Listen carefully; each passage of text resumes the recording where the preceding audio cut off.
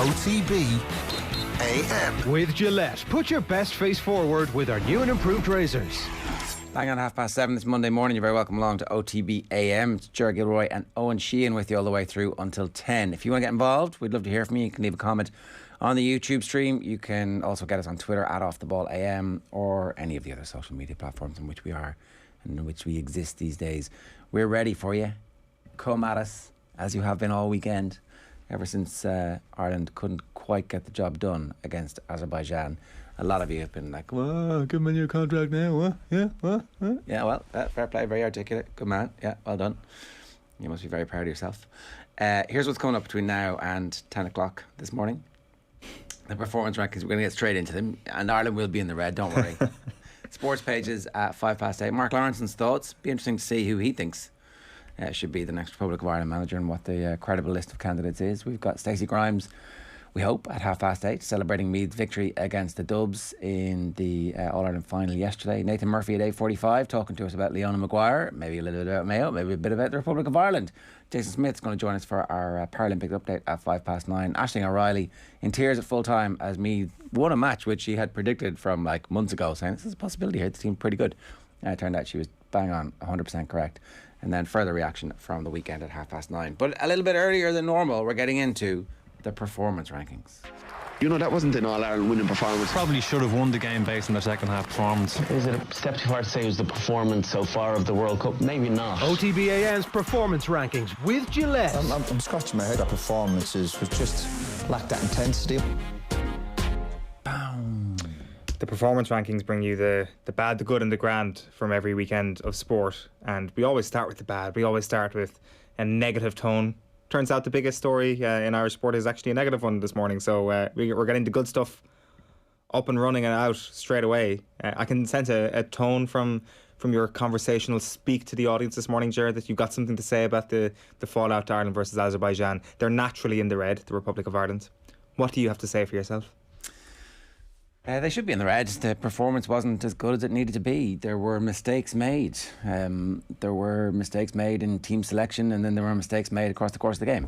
I mean, that's obvious. There was a very good conversation I had yesterday. John Duggan was hosting, and it was Gavin Cumsky and Vinnie Perth, and I disagreed with bits that were said across the whole thing, but in general, the thrust of what was being discussed about was that Irish football is in a deep-seated crisis that has been ongoing for a long time, and it's going to be a while before we get out of that. And so what are we trying to do to get ourselves out of the crisis? Do we view the senior team in isolation and say, okay, this is the only part of the crisis that exists, or do we actually take the view that the whole thing is in crisis and needs a plan to get out of that crisis?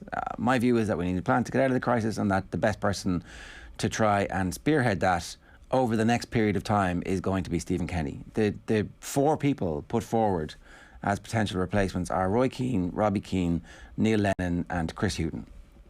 I actually don't think any of those people would be better at the moment to take Ireland through the next 18 months than Stephen Kenny. That's my view on it, and I understand that a lot of people completely and fundamentally disagree with that. They think it's nonsense. Dan McDonald talked about one of the texts in yesterday. Maybe I'll call it up in a second so I don't butcher it. But it's a fairly complicated scenario, right? It's not that complicated because it's supposed to be a results game, and everybody says, if you don't get results, you have to go. I mean, okay, fair enough, but we do know it's a World Cup qualifying campaign, therefore these are more difficult. The whole notion that we expect to beat teams who are ranked 100 and whatever in the world anymore, simply by virtue of the fact that our ranking used to be better than their ranking, is kind of dinosaur. Like the stat that was doing the rounds about how many full-time employees Azerbaijan have in their academies versus our academies was interesting. Like, do we just not pay any attention to this? That does not excuse the team selection being wrong.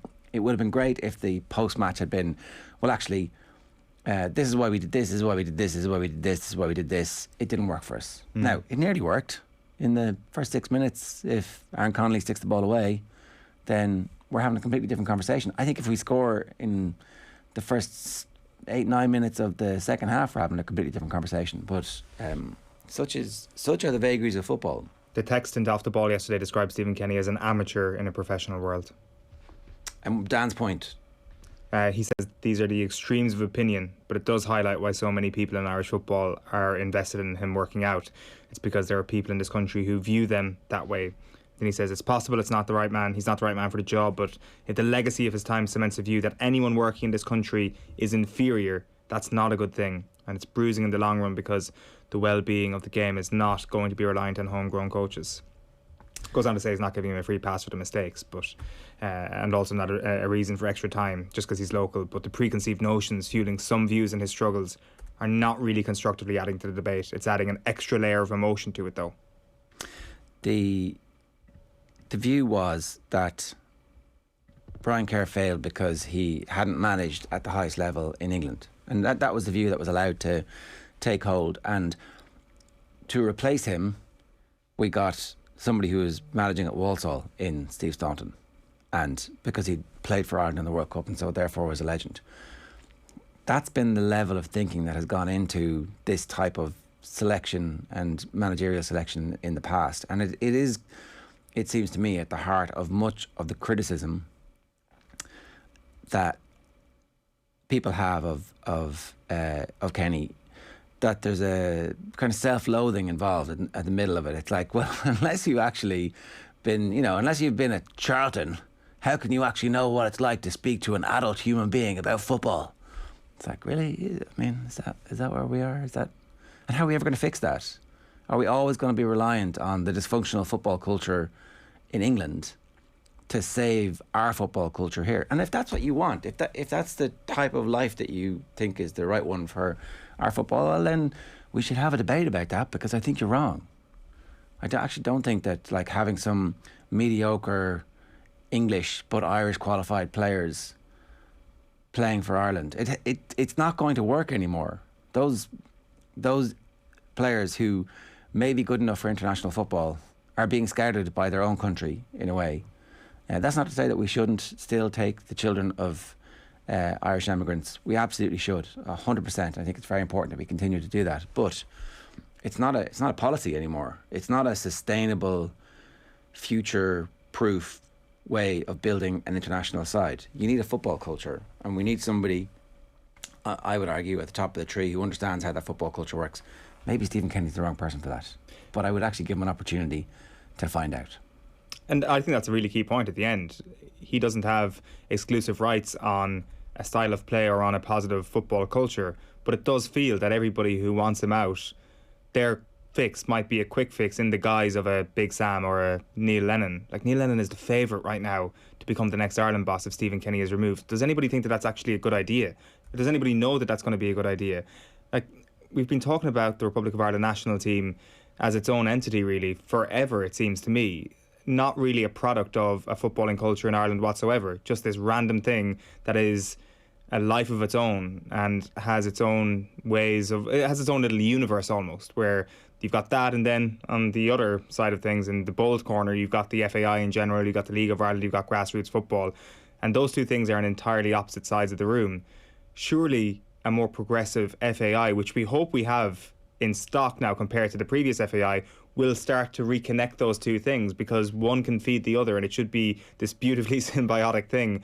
But it's never been that way, and there are huge growing pains that are going to have to be experienced for those two things to come together. You mentioned there that we can't keep relying on a dysfunctional football system in the UK to be producing players for Ireland, or producing managers for Ireland as it might actually be.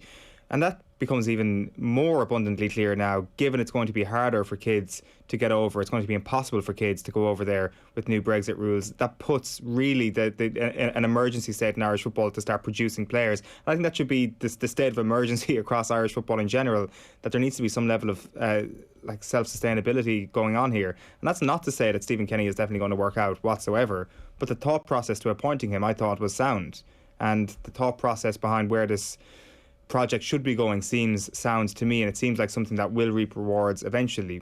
But it is hard to stand over a few of the results, there's no question about that. Yeah, look, I mean, the results are ultimately going to be the stick that everybody beats him with. And talking with Phil Egan outside, he was making the point that people are going to use this game on Tuesday night as another stick to beat him with the team who could potentially win a group with Portugal in it.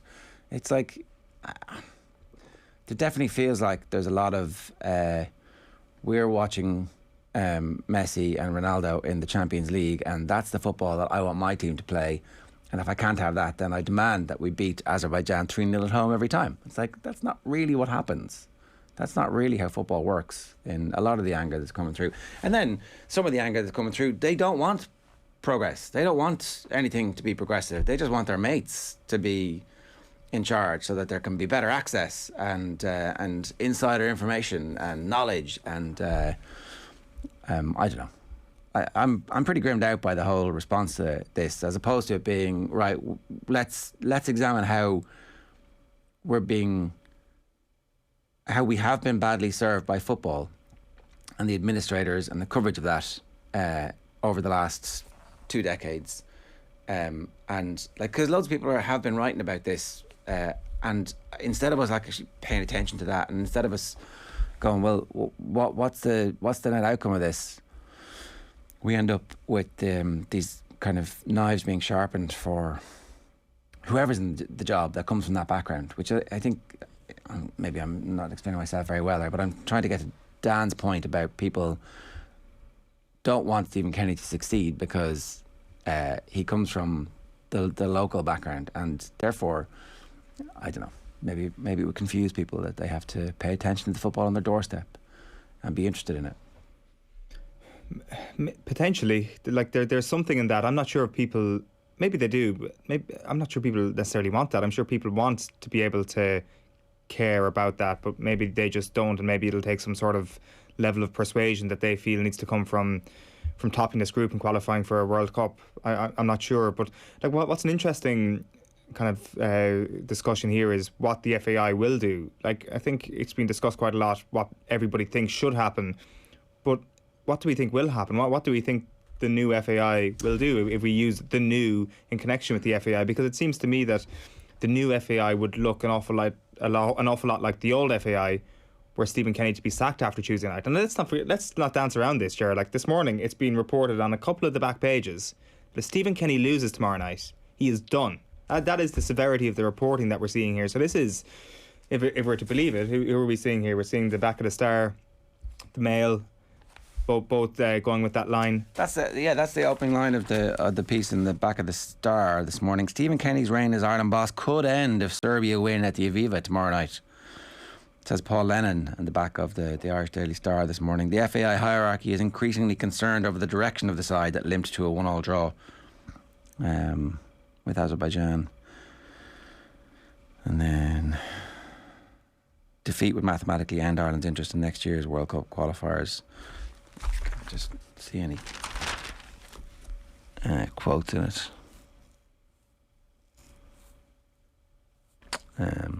Yeah. Board Chairman Roy Barrett stated in June he believed that Kenny should remain in his post for the next campaign. This is not the unanimous view of his fellow directors. That's what it says. This is not the unanimous view of his fellow directors. Should Ireland lose to the Serbs, a board meeting is expected to be called for later this week or early next week, at which Kenny's future will be discussed. Looks like the leaky board is the same as the old board. Maybe the new FAI is the same as the old FAI. I don't know. It seems it's like kind of hearing a song and you can't really place it, but it sounds awfully familiar. And it is interesting that that's being stated. Like, I mean, that's pretty strong. It's a strong line to be your lead piece of information that this man is under threat with his position tomorrow night without any public statements coming out, isn't it? It's like there was no press release from the FAI saying that he's got one day to save his job. There's certainly no one going on the record saying it. So this again rings a bell, this song. Here's the list: Roy Keane, Robbie Keane, Damien Duff, Neil Lennon, Stephen Reid, Lee Carsley and Sam Allardyce would all be contenders to succeed Kenny. Like Big Sam.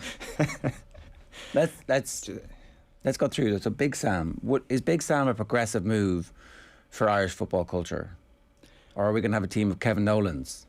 If that's what you want, lads, great. But how's that going to help our football culture recover from the bit where we're completely reliant on England, which is not going to happen anymore because they're going to stop taking our players because of Brexit, which we've known about for the last 5 years. And in the meantime, we've set up a brilliant academy system to make sure that those best young players are going to be, oh no, wait. I mean, if it wasn't for Dermot Desmond at Shamrock Rovers, would we have how many full-time professional coaches will we have coaching kids in this country? I don't know. Not many. So Duffer is the Ireland manager on the basis of his experience with Shelbourne and with Ireland? No, because he was a brilliant footballer. That's why. Does it make any sense? And I think that once Sam Allardyce is thrown into the mix, I think it probably shows the direction that becomes available to you. It goes back to this point about what is the Irish national team there for, other than to, I guess, try and bludgeon your way to a World Cup every 20-something years potentially, but probably not. Try and get to every second Euros, maybe not. And are we going to separate it totally from the point? Are we going to try and paper over the cracks that exist when it comes to everything feeding into this team by trying to bludgeon the team's way through stages? To be honest with you, I'm saying that, but I'm kind of half-hearted in saying it because I'm not necessarily sure the results necessarily take an uptick. I don't think it is a short-term fix. I think a short-term fix would suggest that results are going to get better straight away under one of those managers. And I don't see that. I don't see that happening at all. I think Lee Carsley could be a potential Republic of Ireland manager in the future. But yes. Lee Carsley has a brilliant job at the moment where he is clearly on a pathway. And I don't know if he's going to give up that pathway to come to a situation with the Republic of Ireland where, we like to eat our own. We feast on our own mistakes and inexperiences, and we get off on causing ourselves trouble.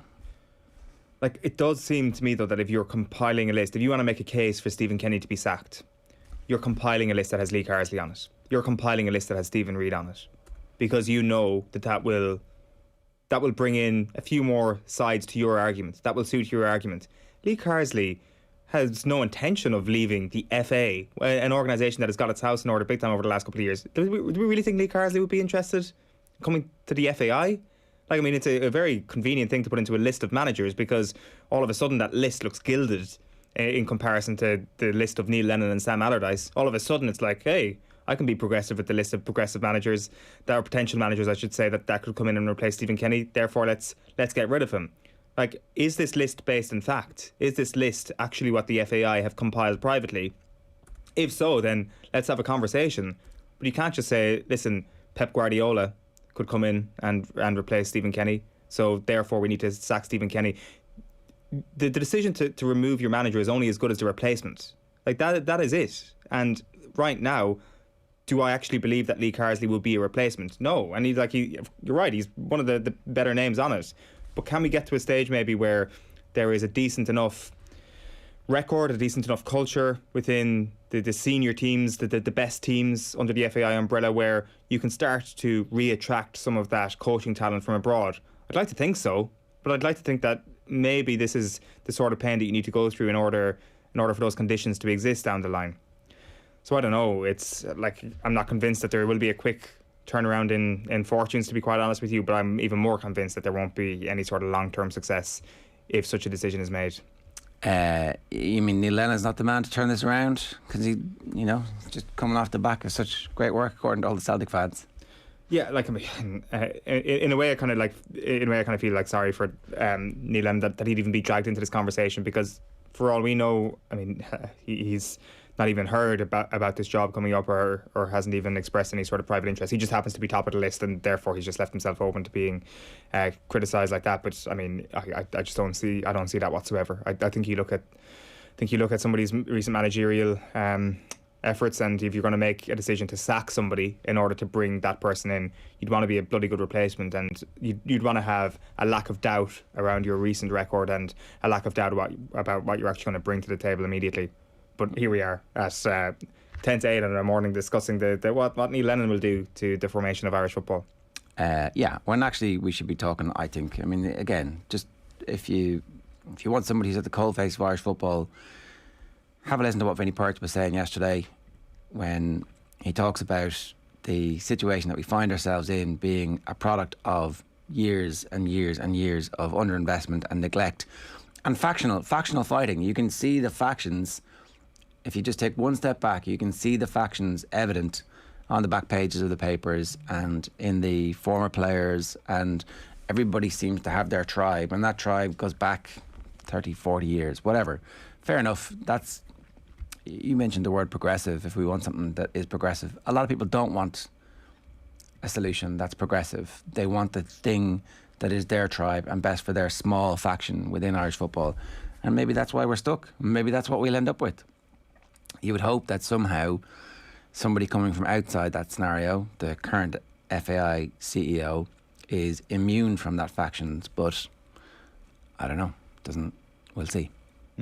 Well, what is it Jack Nicholson says at the start of The Departed, that he doesn't want to be a product of his environment. He wants his environment to be a product of him. Kind of, I guess you could say that that's what the ambition of the FAI potentially should be, that they would like their entire system to be a product of a really progressive, good national team, because there have been times in the past where there have been good national teams and it has very much seemed like a total independent from the environment in which it should be a part of.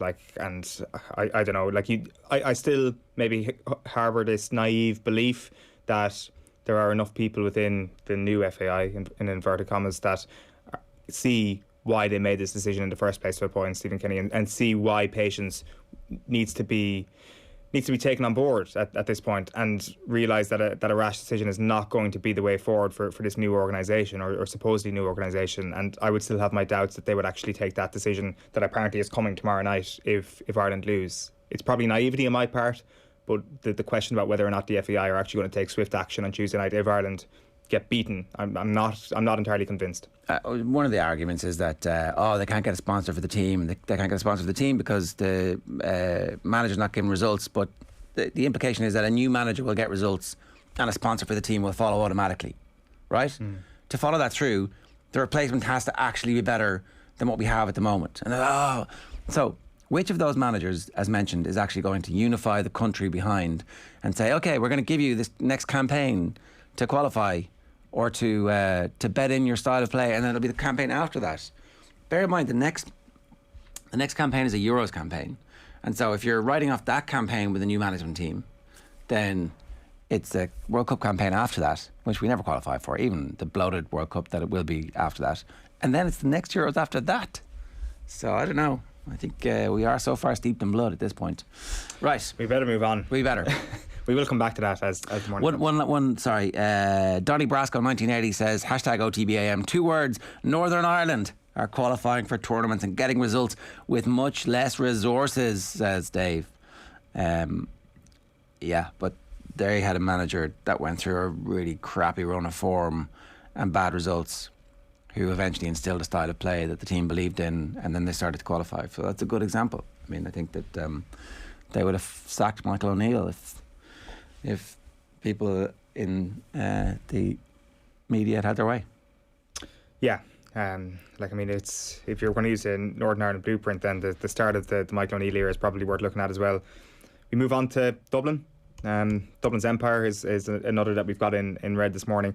To be honest with you, it's been such a positive weekend outside of Ireland that we're a little bit of straw clutching going on here, a tiny bit, but it is kind of interesting that at the start of the year you probably would have put your money on Dublin to win in the men's and women's. The double. Yeah, definitely. And he probably would have had more confidence putting it on the women than the men potentially as well, given that they were going for 5, given that there was probably a big All-Ireland final performance in them. Like, what has been really interesting about this Dublin team over the last few years is their searing honesty in the face of winning quite a lot, where they've been unhappy with their All-Ireland final performances, but they did win 4 in a row.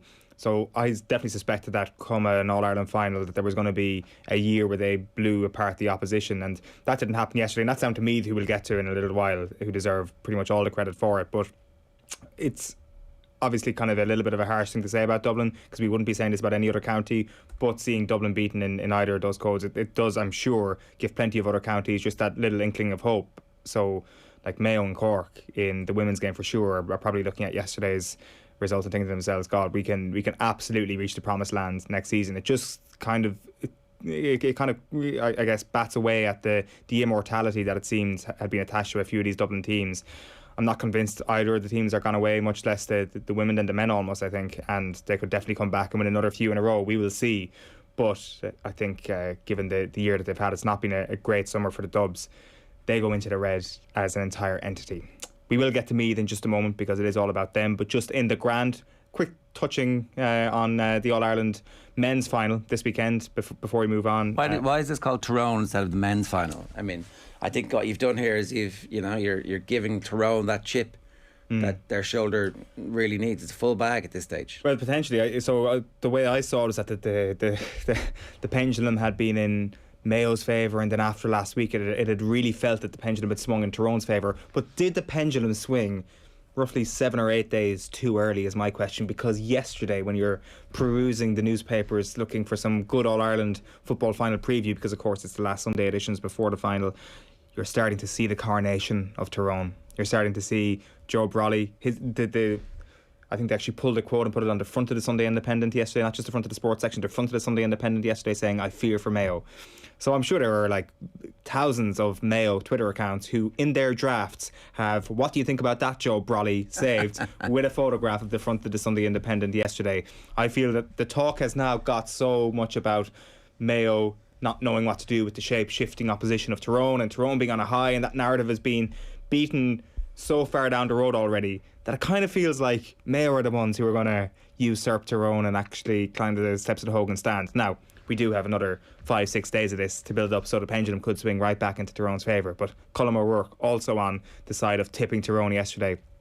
Tyrone know exactly what it's like to be tipped against going into a big game. So I just wonder if this is actually the week that suits Mayo perfectly, that their 4 weeks have allowed them to go up and down again, and they're in the perfect position going into Saturday. Are they in the perfect? I don't know. You have them still as number one in your power rankings, right? Which means you expect Mayo to beat Tyrone at the weekend. I do. I'm very nervous about that. Like, I would be very nervous about making any big prediction because it's such a new thing. There's a good piece on the back of the Examiner about what does it mean for Mayo that Sally Rooney has a book out that has been so discussed this week from Michael Moynihan. And, the question was, what does this mean for Mayo? What does this mean for Mayo? What does it mean for Kerry if Tyrone win?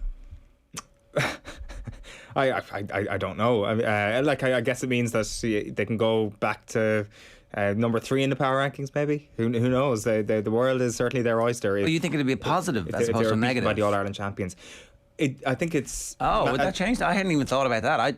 It's more the ghosts. But it's Malachy Kirkman making the point in the Irish Times this morning that not everybody, but a lot of counties would be watching this year's All-Ireland final thinking, Jesus, that could have been us.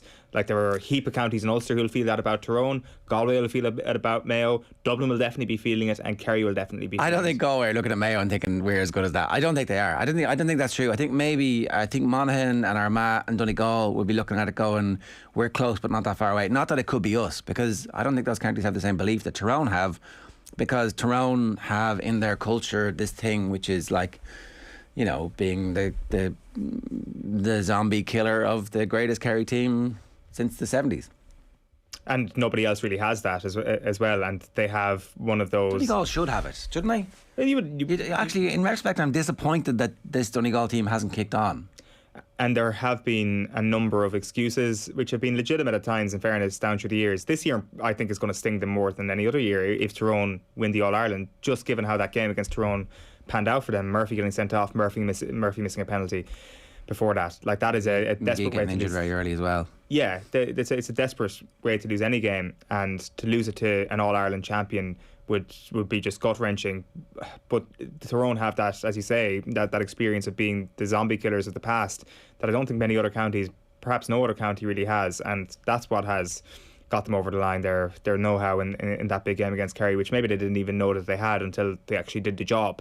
So I don't think necessarily it's a fair comparison, but I definitely think that those 3 counties in Ulster will be looking at Tyrone and saying, on the pitch, when it comes to the talented players, we feel that we're almost as good as Tyrone, but when it comes to the know-how to actually win these games, maybe they're just a level above. So you didn't tell me yet which is worse for Kerry, a Mayo victory or a Tyrone victory? So you actually think Tyrone victory could be good for Kerry? No, the Tyrone victory would be worse. I think everybody wants to see Mayo win the All Ireland this year, and I think regardless of what that. What if they're just not ready though? I don't think they're ready. You think that, but yeah, and in fairness, if they're not ready, who cares? Because Mayo have always come back, and you can't write them off for next year. Be back next year. Whereas with Tyrone, is there a sense that maybe okay, so we could have a new championship next year. We probably will have a new championship next year. And given they've obviously had some precarious draws in the past, they've got to go through it the hard way every year, that maybe they need to strike while the iron is hot this year, and Mayo don't. But even as you're saying that kind of sounds ridiculous, because Mayo have had to go through the hard paths themselves in the past, had to play Dublin in so many finals, and this year now they can beat Tyrone. So this probably has an added layer of pressure to it from a Mayo perspective too. They are bookies' favourites still, I assume. They are, yeah. I think it's I don't know, has the price shortened a little bit. Tyrone are 11-8, Mayo are 6-5 on. Mayo -1 is 11-10, Tyrone +1 is 11-10 on. So yeah, so it's I just feel that things have kind of swung back a little bit in Mayo's favour after the way the narrative's gone at the weekend. But there's just 5 more days for the people of both of these counties to get utterly carried away, as should be the case on All Ireland final week, and we'll have plenty build up for you as the week goes on. We should get into some of the good things from the weekend, because there were plenty good things to talk about. Meath, I think, is where we're going to start this morning, and this was just sensational yesterday. I tweeted that this is knocked awfully off top spot as the best Gaelic Games moment of the summer, and they were definitely similar on joy. They may not have had Shane Lowry in the stands in jubilant form, but they certainly had Sean Boylan getting greeted by a bunch of the players, which was a pretty emotional thing to see. We had Meath fans all gather at the front of the hill in a mosh pit type scenario, which we haven't seen from Meath fans in so long, and we definitely haven't seen at a women's final ever, really, which was just brilliant to see. Of course, it has been one of the things that has been said about the women's game in the past, is that the final gets so much attention and maybe the rest of the season needs to catch up. But I wonder how aware the Meath players were of that before going into the final. They played in the All-Ireland final day last year. Granted, it was during COVID, so they wouldn't have got the full sense of the occasion, but they would have known how big an occasion this was. They would have known how much this was a real opportunity for them, given the chasing pack may actually kind of, I don't know, everybody will know what Meath are come next season, and I kind of felt that they might have needed to win yesterday, and it just seemed that pressure was not a factor whatsoever in how they played. They had a very clear, coherent game plan: get bodies behind the ball, break at speed. When you see Vicky Wall pop up with number 13 in her back for the throw-in at the start, and then not go in full forward and actually hang around the middle third and actually be the one-woman counter-attack on many an occasion, like an actual human laser beam at times, you kind of started to think, right, this is a team that's well equipped to win this. The goal was sensational. I'm not sure if she meant it. She probably didn't, but you need those rubs of the green at times. The keeper was so far off the line, in fairness. I don't even think... Look, okay, grand, you can live your life like the little negative Nelly that you are. If you're like, oh, this amazing thing that I've just seen, there's no way that this incredible athlete who does nothing but do this all the time could possibly have meant it, because my tiny brain can't imagine it. If that's how we're going to live our lives these days, when you see something amazing, no, there's no way that golfer tried to get the ball in the hole from that distance. Ridiculous. Yeah, I didn't really think too much about it, because it was a sensational goal. You catch the ball from a kick out, the keeper's 25 yards off the line, you have a go. What? Who's gonna give you shit for that? Nobody. But they should have done it against. They should have done it against Kerry, or Kerry should have done it against Tyrone, shouldn't they? There was a chance. But Meath were just absolutely incredible yesterday. Just this, and I think that this would have been a lot of people's first time watching a full 60 minutes of this team in action, and I think now we've started to come to the realisation that there was absolutely nothing fortuitous, nothing fluky about the way they managed to get to the final, and much less about the way they managed to win the final. It is a fluke that they beat Cork in that scenario, because they're miles behind games in the last 30 seconds and they needed to score 2 goals, right? Yeah, and there's a bit of a Cork collapse about that, but they were definitely good enough quality-wise to beat Cork, and they were definitely at home at this level, which is the very top. It does create a beautiful rivalry, you suspect, over the next little while between Meath and Dublin. And Cork. Cork must be thinking, Cork beat them in the first round of the championship earlier, and then in the group stage, and then get beaten by them there's no stoppage time, obviously, but you know what I mean, in the last kick of the game. Like normally what happens when a team has one of those squeak into a final, they kind of underperform, right? Because it's like, look, that was our All-Ireland final, but there was none of that. It's mayhem. It's really weird when you see a team burst through like this, because it almost never happens. Or what you get is like some sort of gallant defeat at some stage in the season where they come so far but then end up coming up short just a little bit, and it just never happened to this team. The comeback against Cork is obviously spectacular and it is insane, and of course Cork will be kicking themselves, but there is that attitude about this Meath team where they also had to capitalise on certain things that were handed to them late on in that Cork game. But it was that attitude that you kind of thought of late on in the game yesterday where you're like, there's no way they're losing this. There's absolutely no way. Like so in the last 60 seconds they're playing keep ball and they're going backwards, as you should be doing when there's a hooter system in place. But it even felt with like 3 minutes left on the clock when they got like one of their last pieces of possession, they hadn't retreated into that level just yet. They were like, we need another score. Yeah. We need another score. Yeah. And it's like, I don't know. I think we talk so much about game smarts and experience and how you need to be there and almost lose one to win one.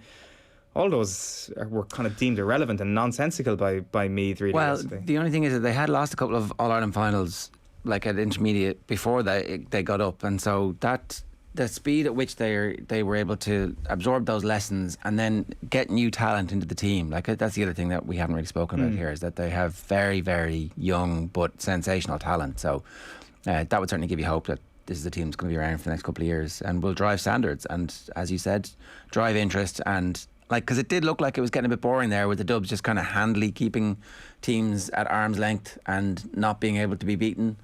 And then obviously they have the pick, and the amount of women who are playing Gaelic football has exploded in the last decade, and so the next surge and input through of talent that's coming through in Dublin is going to be huge.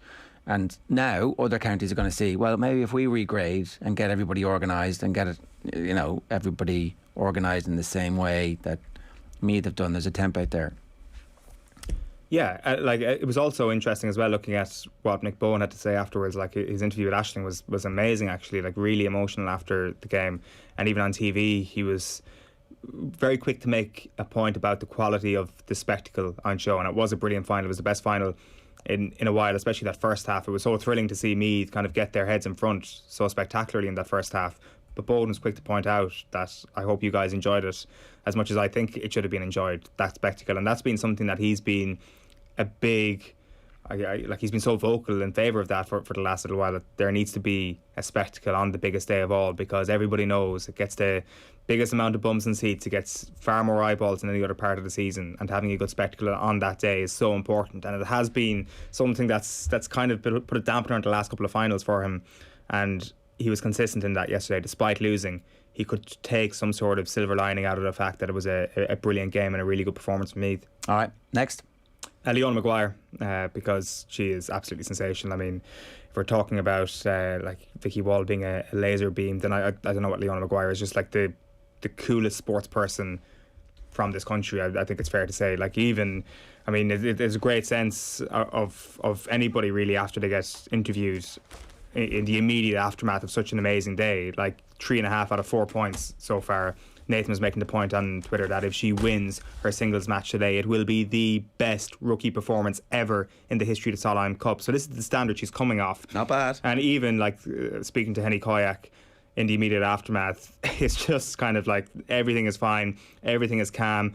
I mean, what did I like? Why are you even talking to me? I mean, like I just played a regular round of golf, and it's just incredible to see her bring that level of quality in her first appearance, which nobody who will have watched her play a lot will have been that surprised by. Like, it's been mentioned that she had to fight, like, if you want to like keep making the Meath comparisons, the way Meath had to fight at intermediate level for so long to get that level of bottle, like, I mean, at amateur level Leona Maguire was doing something similar, and I guess that probably is in the reservoir when she has a massive high pressure week ahead of her like the Solheim Cup.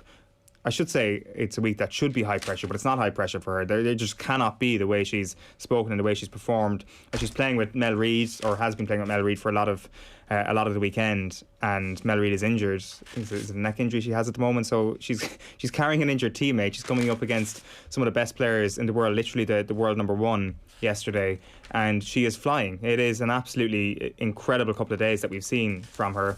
The state of play is that they're from yesterday's perspective. So they would go into yesterday with a 3-point advantage, but then it fades pretty much as the 4 balls get underway. They won 3 of the 4 morning foursomes, I should say, USA, and then Team USA were briefly leading 3 of the afternoon 4 balls. So it was looking like this could be a situation where you go into Monday with the USA in the lead, but they managed to pull it back. And we'll talk more about this a little later on with Nathan as well. If you want to get involved this morning, 0879 180 180 is the WhatsApp number.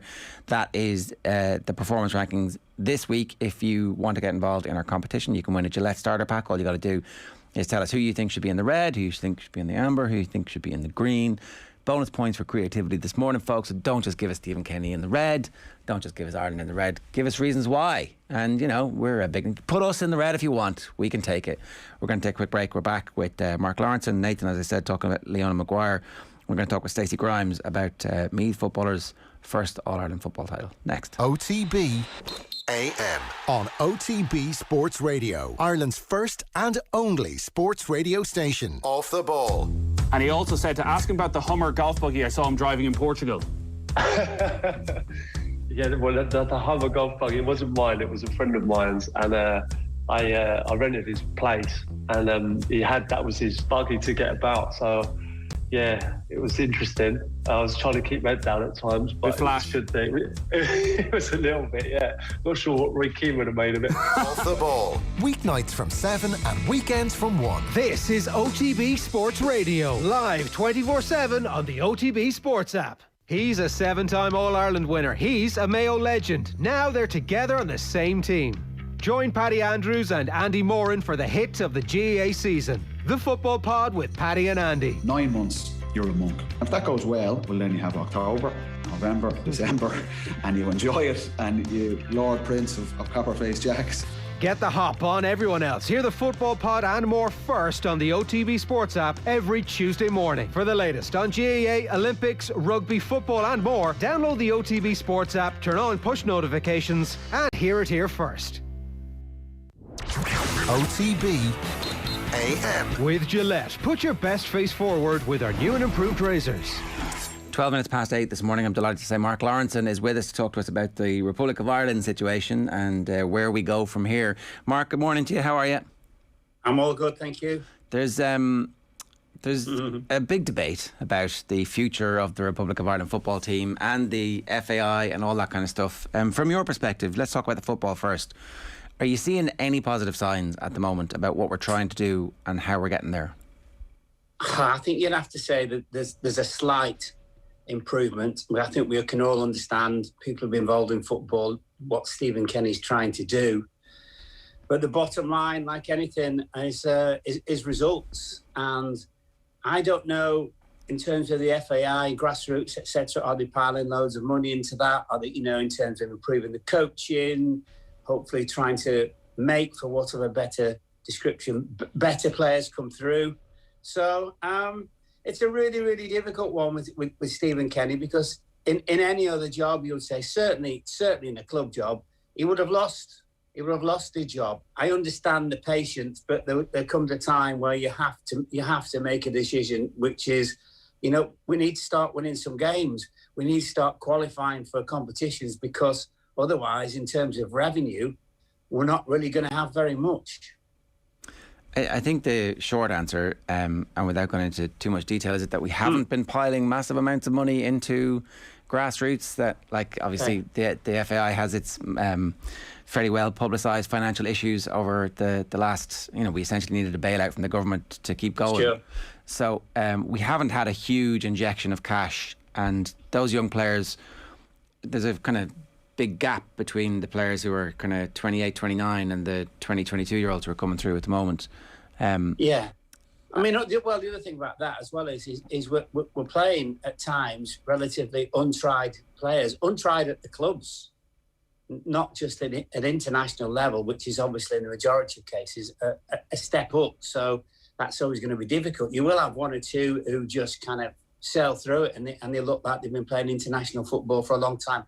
But there aren't many. And, you know, I think the biggest topic of all about the team when you see the team playing is, where are we getting goals from? Well, we're not really, are we? We're kind of nicking goals as well from games. I thought we were good against Portugal, although, of course, the bottom line with that is, you get 1-0 up with relatively little, a few minutes to go, and you end up getting beat 2-1. So there's a little bit of worry about concentration. But look, we're obviously not going to qualify, as everybody knows. It's very, very difficult to know what to do. And then if you say, well, let's change the manager, who do you get? What was our last two? Martin O'Neill, Mick McCarthy as well. And while you wouldn't say the football was fab, at least we were winning games and occasionally qualifying for stuff. So it's just a really, really difficult one, isn't it? Yeah, like the thing is, I suppose neither of those two managers qualified for a World Cup, and that's what we're talking about here. So, like, do you believe that there can be enough of an uptick that when it comes to the next Euros qualification, which, as you say, in fairness, Mick got relatively close, I guess, but I mean, if there had been an extra win against Georgia, maybe there wouldn't have been a playoff required, or from Martin O'Neill's perspective, obviously he managed to get Ireland to a tournament. So do you believe that over a period of time that there can be an uptick enough for at least the Euros qualification to be a reality? Looking at the players and the quality of players we've got at the moment, no. I just don't see it. And lots of the smaller nations, when you look at them, they are all improving, and we aren't.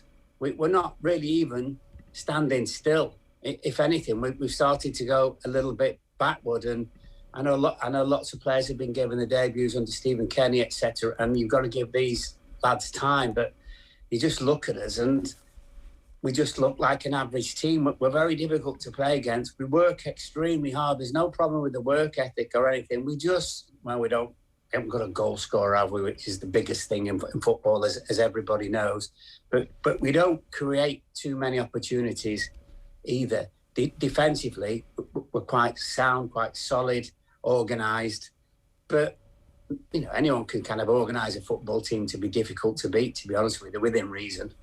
The contenders at the moment that we're seeing are the names that are being mentioned as opposed to contenders, because we don't know. So Robbie Keane is named, Roy Keane is named, Damien Duff has been named, Lee Carsley has been named, although I'm not sure if anybody's He's not coming now, is he? Well, that's the thing, right? So our Big Sam is the other one, and it's always Big Sam, isn't it? Yeah. What do you think of that list? Because no. Oh, sorry, the list. Yeah, I can understand, but then relatively unproven, isn't it? It's not. So it's just such a difficult one. I mean, Big Sam's a firefighter, isn't he? That's the basis of him getting the shout. Roy's obviously had jobs, etc. But it's just, Robbie Keane. He's been coaching, as we know, but actually taking over is really, really difficult. And the other thing about it as well is if, say you are Robbie Keane and you do want to manage, I think the clever thing, if possible, is to pick the right time to manage. He'll be looking at us thinking, oh, I'm not sure. Let's wait another couple of years and might get some better players through, and then I can have a real good go at it. So that's do you stick or do you twist? That's the problem, isn't it? Would Roy Keane take it? I don't probably think that he would. No. Would he improve performances? Arguably, initially, yeah. Would he improve performances enough to win games? Probably not. And therein lies the problem again. And that's an interesting kind of topic about winning these games and which ones now need to be of top priority. Because you mentioned in the context of Big Sam there that he's a firefighter. And that makes sense if you are in the lower reaches of the Premier League. You are literally fighting for your existence and you can't afford to keep losing games and go down. Maybe a very strange point to make, Mark, but is there a sense of, after they lost the first two games in this, that this is free hit territory for Stephen Kenny, I mean, they're not going to get relegated from their World Cup qualification group, obviously. The only thing that could have been worth anything is the top 2 places. So are they in free hit territory? Are they in a place where actually there is no firefighting that legitimately needs to be done in the short term, and we can take a really long-term view of this thing? Yeah, we can, but that, I mean, obviously that depends on the bodies in FAI. But yeah, it is. It always has been. It was like the Portugal away game was really a free hit, and then you see the problem. I think when you see our results, our last 2 results, therein lies the real problem, which is you come up with a good performance, which I think everybody agreed with in Portugal. 1 or 2 people, I think, went over the top and said it was an outstanding performance. I didn't particularly agree with that. It was a good performance. And don't forget that, obviously, Portugal missed a penalty in the first half, which would change not the result of the game, but completely the way that the game was then going to be played out. So, and then our problem is we come home and against what we think is a lesser team, and we struggle. So that's the problem. So you've got one decent game and then one game where we just weren't good enough in most areas of the pitch. It is a free hit, but the problem is it's, free hit after free hit. We're not getting any points. That's the other thing. So what we're saying is when it's a free hit and maybe players don't feel quite as tense because it is a free hit, we're not playing particularly well. One of the difficulties that is going to face Irish football over the next couple of years in particular is that our best young players aren't going to be scouted by English clubs as a result of, they're going to have European passports, and it's Brexit related. So not until they're 18 will they essentially be able to go over. I'm sure there'll be some workarounds for some of the absolute young superstars who English clubs decide that they want to bring the whole family over and relocate. And that will continue to happen. It's already happening a bit. But the majority of the young players won't be coming over. And the FA has never really invested enough in the league to make sure that the League of Ireland was of sufficient standard. There was a stat doing the round that Azerbaijan has way more academy coaches than we do. I guess what I'm asking here, is it actually time for us to reconsider where our place in the pecking order in world football is and be realistic about it so that we can have a long-term plan and a long-term approach, as opposed to automatically assuming that we're going to beat Azerbaijan and we're going to beat Luxembourg, football countries who maybe have got their house in order that we haven't. Well, they have, haven't they? Because, the old Luxembourg away was nearly a 4 or a 5-0 win. I know occasionally teams would struggle. I think, did we beat them 1-0? I can't remember whenever it was. But yeah, definitely. We've almost been, it's almost been like a class thing. Well, they're no good. We're miles better than them. They, as you said, have come on leaps and bounds. I didn't know about how many coaches, etc. Azerbaijan had and all those kind of things. When you look at us and think, well, what are we doing? You say there's a lack of money. There's obviously been kind of internal problems as well at the FAI. It's time for somebody needs to be a little bit brave, stick their head above the parapet and say, right, this is what we are going to do. And, we're going to start to build. It's the only thing we can do. And we know there's talent. I don't think there's any doubt about that. And maybe Brexit, as you rightly say, it's going to help us in that degree. But I certainly think if you're a whiz kid playing in Ireland and you're 16, Premier League teams, as you say, will just bring the whole family over, lock, stock and barrel, give their mum and dad a job and all that kind of stuff. So, but at least we've got to try and do something, because it's just not working. And as everybody knows, you can't transfer players in. You can't go and sign a centre forward. So we've got to get on with it. But you're right. I mean, I'm going on a little bit, but you're right insofar as, it's right, let's stop and go, right, where exactly are we going? What exactly are we doing? And surely now, if we start to try and build, it cannot be any worse. That's the thing, that like some kind of long-term plan that everybody has agreement and is bought into. And then if the national team manager isn't performing or is making mistakes, you go, okay, we're going to get somebody else to do that, but it's part of this overall plan. That's why it feels like getting a Big Sam in, or even a Neil Lennon, is kind of outside of that whole plan. They're not familiar with the way that football in the country is being run or being played or interested at all. And it feels like It feels like what the FA have done is that they've made the English football team part of English football culture. It took a long time, but they got there. Yeah. And they got there a bit by accident because they had Big Sam, and but for the pint of wine, he might still be there. Yeah, no, well, I mean, you know, Capello, you know, Roy Hodgson, etc. Remember Roy Hodgson with England in the World Cup in, where were we? Brazil. They lost the first 2 games. They were the first team to actually go out. And as you know, I mean, with the English press as well, I mean, it was like, get rid of him, get him out. He's no good. He can't do this and he can't do that. And I think eventually somebody at the FA, they've sat down and gone, right, this is what we're going to do. And I mean, you might say that Gareth Southgate, to some degree, was quite fortunate to get the job, but he was in charge of the under-21s. He's bright and he's intelligent, and he's done a decent job so far with England. I mean, the thing with England is they always get carried away, as you know, the journos, the tabloids, everything. You win a couple of games and football's coming home and all that kind of stuff. I mean, they played every game at home in the Euros apart from one, so they should have at the very least been in the semis. And we know they got to the final. But yeah, I think somebody's got to take a kind of overall view and say, right, you know, stop. Let's have a real rethink about what we're trying to do, what we intend to do. Thing is, we cannot be any worse, can we? We cannot be any worse. So, but I don't know who's going to do it. I don't even know in terms of coaching, etc., tactically, whatever at the FA. I don't even know who's in charge of that. I mean, that's my own ignorance. But the coaching ticket and the technical director and like technically it's all supposed to fall under there's a kind of dual structure where the international senior management and the technical director are kind of supposed to work in tandem, and that's supposed to go through the system, and like there are a bunch of young players coming through. Our underage teams are doing quite well, and people keep making the point that you could have had 3 of the starters at the weekend for the senior team could actually still be playing for the under-21 team, and they could have gone to a tournament. So there's definitely a conversation to be had about that. A texter wants me to ask you about Chris Hughton. Is it possible that... So Chris obviously has a job at the moment, although it's not going great for him. No. He might be available sooner rather than later. Would he be somebody who could immediately step into the international setup and improve results? Improve results.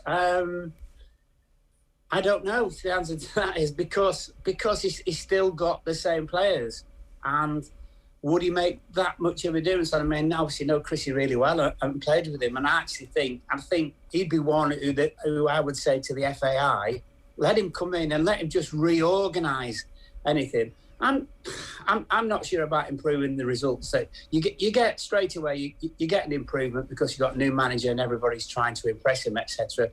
Still got the same problem. We can't score any goals, you know, literally speaking. So, but I would, if somebody said to me, would you say to Chris, would you come and actually run the whole football department of the FAI?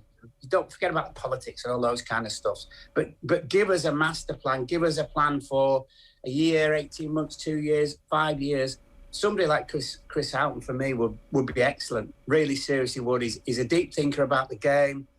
He's a good communicator as well, and he's a very moderate man insofar as, you know, when he had success at Newcastle and stuff like that. And I saw a couple of games and go and have a beer with him in the office, and you know, I say, "Are you doing well?" He said, "Yeah, well, we're doing well at the moment." He said, "But you know what football's like." So he's very temperate in that degree, and I think he would be really, really good.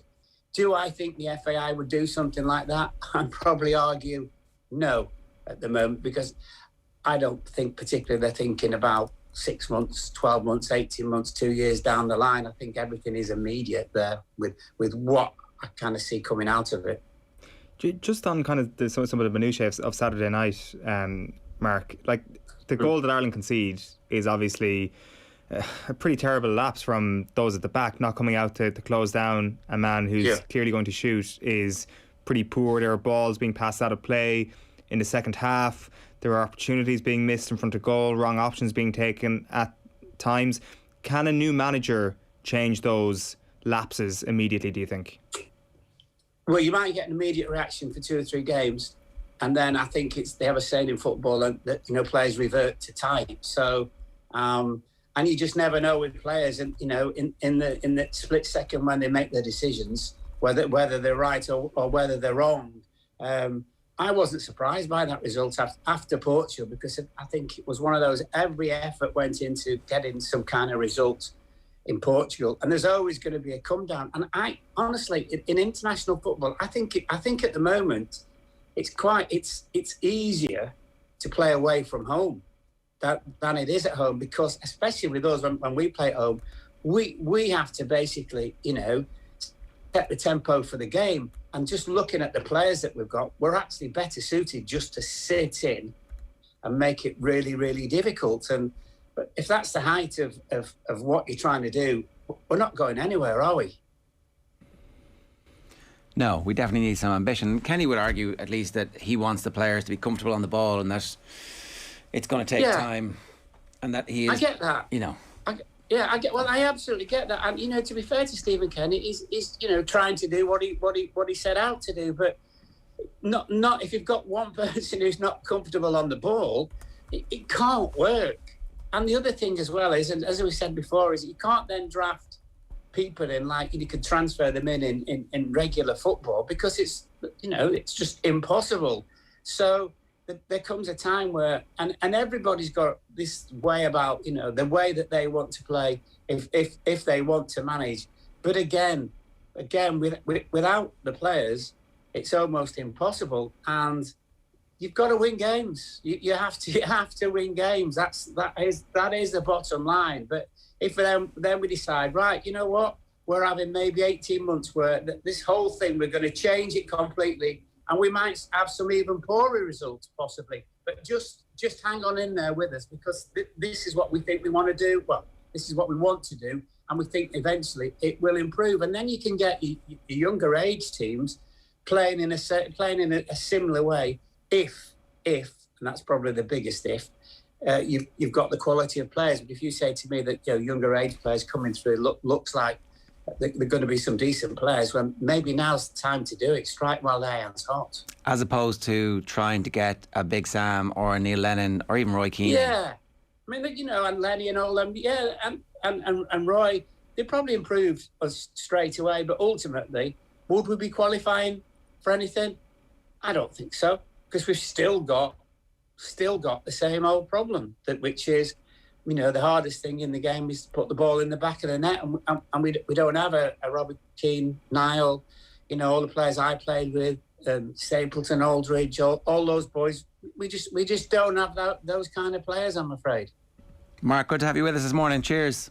No worries. Good stuff. That's Mark Lawrenson giving us his thoughts there after the Azerbaijan game and ahead of Serbia tomorrow. That game live on Off the Ball. It is Stewie Byrne alongside Stephen Doyle on commentary duty tomorrow evening for that game as well. So we've brought you those three games. The high of the half-time pitter-patter, the inspirational first half commentary that Des Bishop was Instagramming about. Since then, it's not been that much crack. Fair to say. Fair to say that, all right. The first 6 minutes of Azerbaijan is something that they can never take away from us. OTB AM is brought to you by Gillette. Good morning. Start with Gillette. Put your best face forward with their new and improved razors.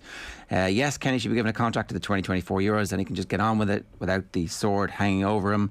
Why is Gilroy only clued in on the crisis now that Kenny is in charge, says Will. When Mick was there was never any mention of the quality of players, just Mick's style of play.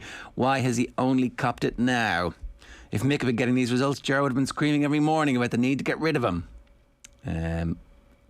Look, the results haven't really changed, have they?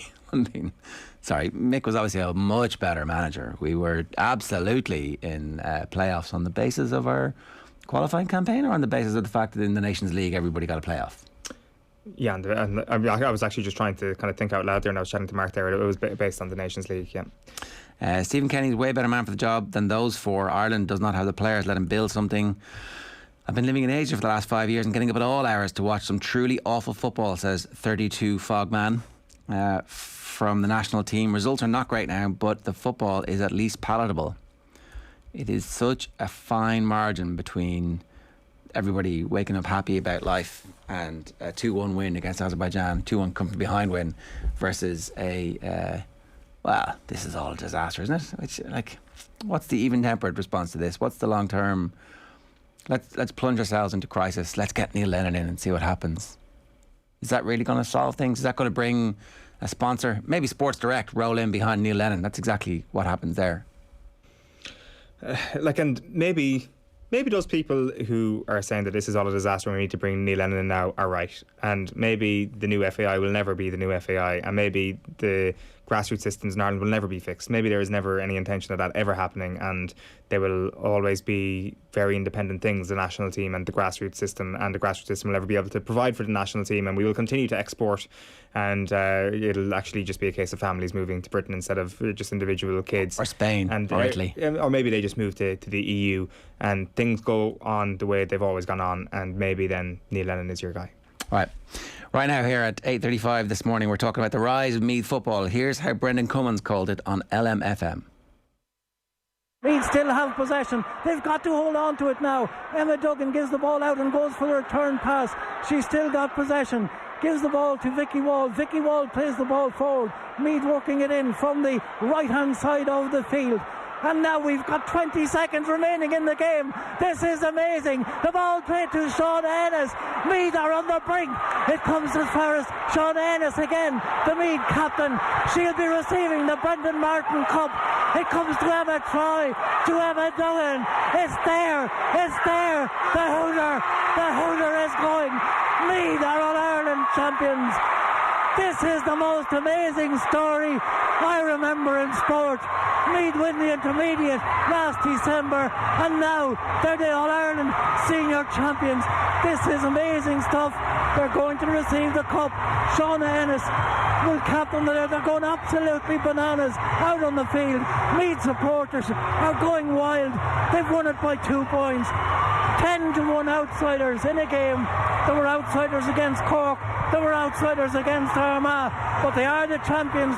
Yes, they are. Stacey Grimes, good morning to you. How does that sound? Yeah, it's a great feeling. Thanks for having me, firstly. No, it's an unreal feeling. So it is. It's just mad. Like, I don't think it's really sunk in yet, you know. But it's one that I'll remember forever. So tell us, we'll talk about the game at some point, but tell us what happened immediately upon the full-time whistle, and what has the last 12 hours been like? What happened? What happens when you're All-Ireland champions? Yeah, it hasn't sunk in yet. Like, I don't know how to explain it. I didn't know whether to cry or to, do you know, that kind of way. Your just emotions are all over the place. Like, you've been working towards this for so long, and then finally when you get over the line, it's a great feeling. It's something that I've never experienced before. But yeah, it's just unreal. It hasn't sunk in yet, and the girls, it probably hasn't sunk in for the girls yet, but it's just mad. How long do you spend on the pitch? Are you there for a good while and trying, because we've seen pictures of Sean Boylan in the crowd, and I guess you've family and friends in the crowd that you go and look for? Yeah, no, we actually got a good while. Like with last year's Intermediate All-Ireland final, obviously we didn't get a chance really to go around much because obviously the senior one, so it was really special now that obviously the crowds were back in and stuff like that, so we actually got time to go around and embrace the crowd, and it was just great. The crowd was unreal, so it was. And then after that, it's obviously, where's dinner? Do you go home? Did you go back to Meath last night? Yeah, so we went back to Meath last night. So we went back to Knightsbrook. So there's a great reception back at the Knightsbrook. It was unreal. I never seen any of the likes before. There was a big crowd back here, and the kids are there, and all the supporters made their way back from Cork Park or from their houses when they watched the game. So it was really nice. It was really nice to see. I've never seen that before. That's class. It's kind of the unexpected bit where, and it's going to roll on now for another couple of days as well. Or do you need to go back to work fairly soon? Have you got a day or two to celebrate this? No, a day or two to celebrate it. No, look, you know, like, you're not in All-Ireland every day, so you need to embrace this and really enjoy it, you know. It's something that's, we, like, obviously this hasn't been done, so it's great, you know, so we're going to really enjoy ourselves and really take it all in. But yeah, no, we have a few days. I'm sure the girls have a few days as well, so it's nice. What's that moment in the dressing room like in the immediate aftermath when it's just yourself and your teammates knowing that this chaos back home is about to ensue? Yeah, like, it was actually quite calm in the dressing room. We're actually quite, like, after the match, you know, because it's such a big hype up for it, and you're kind of just coming back down off it. But look, everybody was ecstatic. They couldn't, it was just a great way to finish off the year for us, and look, we're going to enjoy it, and it was just unreal. How did the whole day go on a personal note, and I guess with the team in general? Was there a sense beforehand about the magnitude of the occasion? Because certainly the performance didn't suggest that at all. The performance suggested that you'd played in 5 senior All-Irelands in a row yourselves. Yeah, look, we knew what we were going to be coming up against. Dublin, they're great champions. They've won 4, so we knew what we had to do. We knew we had to stick to our game plan and really go at it hard and really perform, because if we didn't get a performance, we wouldn't have probably got over the line. And look, all the girls stepped up, the management as well, and look, we got out the result on the day, and it was great. Was that the singular focus at the start of the year? Once you get promoted, was it to win it again, do back-to-back, even though it's at a higher level? Look, the probably main one was to stay up, but at the end of the day, you're always going to want to push on forward, and as the momentum built, we had that belief. We got the belief after every game that we played that we actually can go and do it. And I think after all the games we've played, we really believed in ourselves and we believed in our ability. And I suppose not many people might have given us a chance against Dublin, but we believed that we could do it. And look, that's all that matters, that in the inside that we believed that we could do it, and we did it. When did that belief begin to become real? Was it actually last year when you won the intermediate that you started to get confidence? Because we had Eoin on during the week, and he was talking about how after the last lockdown he was surprised at how fit everybody came back. They came back even fitter than he thought was possible, and all of a sudden it was like, actually, hang on a second here, we're going to even kick on from last year as opposed to just staying up. So when did you actually begin to believe properly? I suppose it was kind of after we won the league, we bet Cav, and then Kerry, we bet them in the National League, and after that we push on. Now I know we had a bit of a slip against Cork, but we really fixed up after that and really assessed what we needed to do, and look, we kind of just built on that. And you're always going to have to come back fitter than you were from intermediate into senior, because it's a level up, so you always have to push on, so it was great.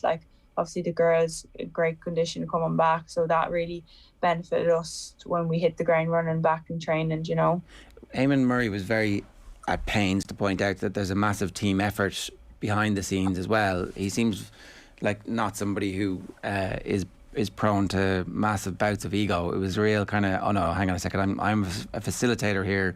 We've got great coaches, we've got great strength and conditioning.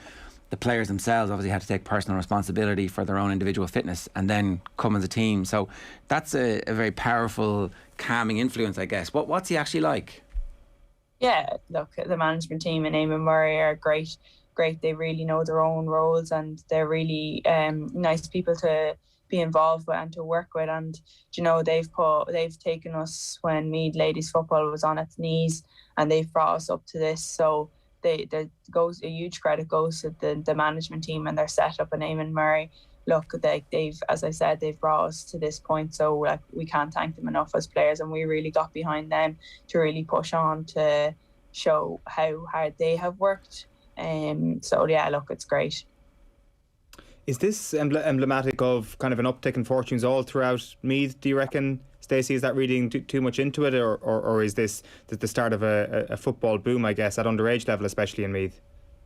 Well, the membership in ladies Gaelic football has increased, so by I think maybe 2,000 members from last year to this year, if I'm correct, I'm roughly around that. So look, it already has made a massive impact, and it's great for young girls to look up to and see that no matter what, you can always aspire to play football and enjoy it, and one day you could be there, so it's great. And look, it has started a lot, even the crowds there yesterday was unreal. It was just class. So it just every time we got a score, the crowd lifted, and then every time we turned the ball over, it was a roar again. So it was great. It was the 16th man in the stadium on the field, so it was unreal. How has the style of play changed from being an intermediate team to a senior team? Because it seems as if at the start of the year you might have been very strong defensively, but that was a a real attacking threat that was offered. Anytime you turned the ball over, there was real intention to score straight off that possession. Yeah, we knew that, like, obviously intermediate was you have to step it up a lot, you know, and the pace was going to increase. And we knew that we had to transition the ball fairly quick, because if teams get back in defence, they're going to set up their systems, you know. So we knew that we had to really focus on the transition and break fast, and look, it happened for us anyway, so it was great. Like, the Dubs yesterday, obviously their team, a storied, famous team. They've been around and they've been kind of in the vanguard of the popularisation of the sport, and kind of crossover from it just being a sport that kind of was talked about at one stage of the year to being the rest of the year. So obviously, you know, the expectation is that they're going to win, and they're massive favourites for the match. In the game, at what point in the match is it when the goal gets scored, you have the confidence that this is actually something that's different, or is it even after that, later on, when you're seeing Dublin do uncharacteristic things like taking pot shots or, you know, snatching at stuff in the match itself? At what point do you start thinking, actually, you know what, this is going to happen for us? Yeah, well, look, everything kind of clicked, you know, on the day. Everything went well, and obviously when Emma got that goal, like, it obviously spurred us on even further, and I create that gap, you know, so that we could sustain the lead and really get a good start. And the points were going over from everybody, so it was good, like, you know, so everything just clicked into place when things started. And look, you know, you always have to fight to the final whistle, you know, as it proved in Cork game, that you always have to fight to the final whistle. So we knew going into the game that it was a 60-minute game. It wasn't just going to be obviously a 30-minute or 45-minute. We had to really fight for till the very end to get over the line, and look, we did that. What's it like training with Emma Duggan? Like, she's a magician. What a lot of people, I think a lot of people, the vast majority of people have become aware of her this summer more so than any previous season she's had at underage level or at senior level. So what's it like getting to see that up close and personal multiple times a week? Oh, look, Emma Duggan is a phenomenal player. She's extremely talented for 19 years of age. She came into the setup, I think it was in 2019, and look, she's grown from there. She's a great athlete. She's a great person as well. Like, and she's just a really nice girl to be around. Like all the girls, it's a great environment to be around, and the management team and everything like that. So look, it's a really nice setup to be involved with. And it seems like some of those players just come alive at the biggest moment in Croke Park in the open spaces, and that was certainly the case with her yesterday. Yeah, exactly. Look, Emma can shine any day. You know, she's a great player. She takes her shots when she needs to, and she's a great worker. She works really hard. And look, yesterday proved, and all throughout the season proved, that how good of a player she is. And like, it's just great for her. Like, you know. Stacey, you've been working as a games development officer for the LGFA in Meath. This is going to make your job a little bit easier, I suspect. Yeah. No, it's great. I started in the role in April, so good timing. Yeah, exactly. Yeah, good. Just finding my feet. Obviously, still it's going to take time to build, but obviously with the success of the Meath ladies, and our minors won the Leinster there as well, and you know, it's growing. Ladies football in Meath is going to grow, so it's really going to have a really good benefit to the ladies and Meath ladies in general. No, for sure. And I think for the sport as well, it's great when you have a brilliant team who comes and sets standards, but the games where they lose are always the games that everybody remembers forever. So you've been involved in one 24 hours ago, Stacey, and it was definitely one of those matches that captured the public's imagination, because seeing a great team dethroned, it's kind of the definition of good quality, top quality sport. So congratulations, well done. Thank you very much. Thank you. Stacey Grimes there, part of the Meath football team who stopped the Dublin 5 in a row yesterday. We'll hear more from Aisling Riley a little bit later on, but here is Meath manager Eoin Murray speaking with Aisling in the aftermath of their All-Ireland final win. Then again this morning, coming up there was a lot of people around below at the bus and getting all across. I said, that's not going to be good. They're going to get tired. And we came up then and into the restrooms, and we went in to talk, and they were so calm and focused, just complete focus. We just split each 50 minutes period at a time. If you win the first 15, win the second. Don't think too far ahead. Don't worry about it. Look at special for everybody, special for the country, special for The management really, I don't take much praise myself for it, but we have a brilliant management team there, and Michelle, the liaison officer, one of the best you could ever dream of, the hard working lady you'll ever meet. This is for her, this is for Paul and Paddy and Shane, Mark, Eugene, it's for Mary there, for Fergal Harney who got me involved, and for all the county board and 7,500 members, and it's for the whole country. This is the whole country going to win here today, not just us. Yeah, I think that's a fair point. Whenever a great team gets dethroned, it is for the whole country, and I think people felt that way a little bit about Mayo in the semi-final. Speaking of which, we'll get more from Nathan about Mayo later on in the week. But for now, Nathan, good morning to you. How are you?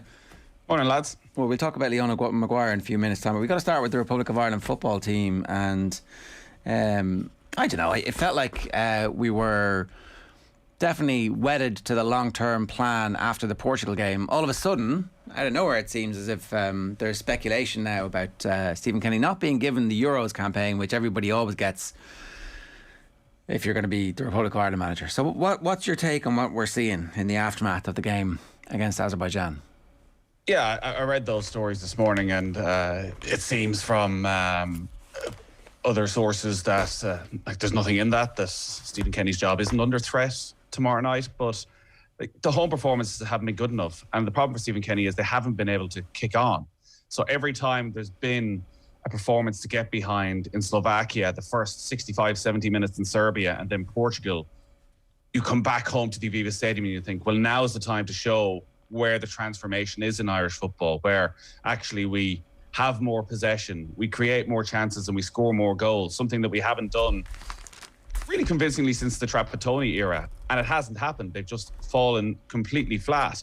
So I've been listening to the conversations this morning, and there is that debate of how much can you separate the chronic underinvestment of Irish football for the last 20 years and put it alongside what's happening with Stephen Kenny, and then or should it be a separate conversation where, well, actually Stephen Kenny is in charge of this group of players, and is he getting the best out of them? Well, the trouble is that I don't think the right team was picked, except we haven't had the opportunity to find out exactly why all of the changes were made. You actually brought up something before this run of games, saying that Kenny felt that they lacked energy in the game against Luxembourg because players who weren't playing at club level were being asked to play 2 games back to back, and clearly that seems to have been in his thinking, and so they made changes. And then they made changes again at half-time, which was earlier than they would have done. But they just seemed to make the wrong changes. That seems to have been the issue. Well, if you look at what was good about Wednesday night, Ireland played to their strengths. They got the very best out of their best players, who are Seamus Coleman and Matt Doherty. And even though they're playing in wing-back positions, they managed to enable them to have a huge influence on the game. So to suddenly take Coleman out of that wing-back position, to move Matt Doherty, to bring James McLean in, didn't seem to make any sense at all. Now, I thought, having again watched the Luxembourg game, that maybe they might have learned some lessons, that Ireland can play a couple of different systems. Play 5, play 3 at the back, 5 at the back, whatever way you want to describe it, against Serbia, where you know Serbia are going to come in, are going to be comfortable in possession, and you can play a counter-attacking game. But at home against Azerbaijan, don't take a midfielder out for a forward. Take a defender out for a midfielder and suddenly dominate possession, be able to build up, but sticking with 3 at the back at home, and also taking Coleman away from right wing back, where he was outstanding on Wednesday night, just didn't add up. And I think against an Azerbaijan, you can play Coleman and Doherty as right back and left back and almost get as much out of them in a 3 at the back if you have the right midfielders in there. So right from the moment I saw the starting 11, initially I thought he was going to go with a back 4, and then you see that actually he's going with the back 3. I was really, really surprised by that. So yeah, I would agree on the team selection. I don't think they got it right, and we just don't have any goals, and these results have been coming. And I understand the questions of if Mick McCarthy did this, and Mick did win the games, and maybe that is the difference. Maybe Mick McCarthy was able to win a game against Gibraltar because of his experience that Stephen Kenny wasn't able to win against Azerbaijan. But Ireland beat Gibraltar 2-0 at home with an own goal and an injury time goal from Robbie Brady. You look since Euro 2016 and the stats are all out there. You've beaten who? Literally nobody. All the weakest nations, and that's it, and scrape by them. Haven't scored goals. 17 competitive home games since Euro 2016, 11 goals. And the only forwards to score in that time, David McGoldrick and Daryl Horgan, are no longer around. we've spoken about this consistently. It's interesting. I think this time last week we said how it's a low-key build-up for Ireland and everyone's focusing on Ronaldo and transfer windows in the Premier League and how we'll be back to this deep dive into the future of Irish football with the way results would go. But Irish football has fallen off a cliff. We know that. We know that after that class of 92 of Doherty, Duffy, Hendrick, Brady, that there's this massive vacuum where no players emerged for 6-7 years. And now Stephen Kenny's in a position where he's having to give first-team experience at international level to players. Adam Ida has started more games at international level than he has for his club.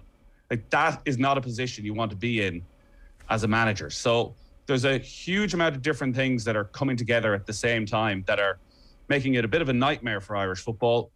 And it hasn't been helped by the fact they can't gain any momentum. They haven't won people over with the performances.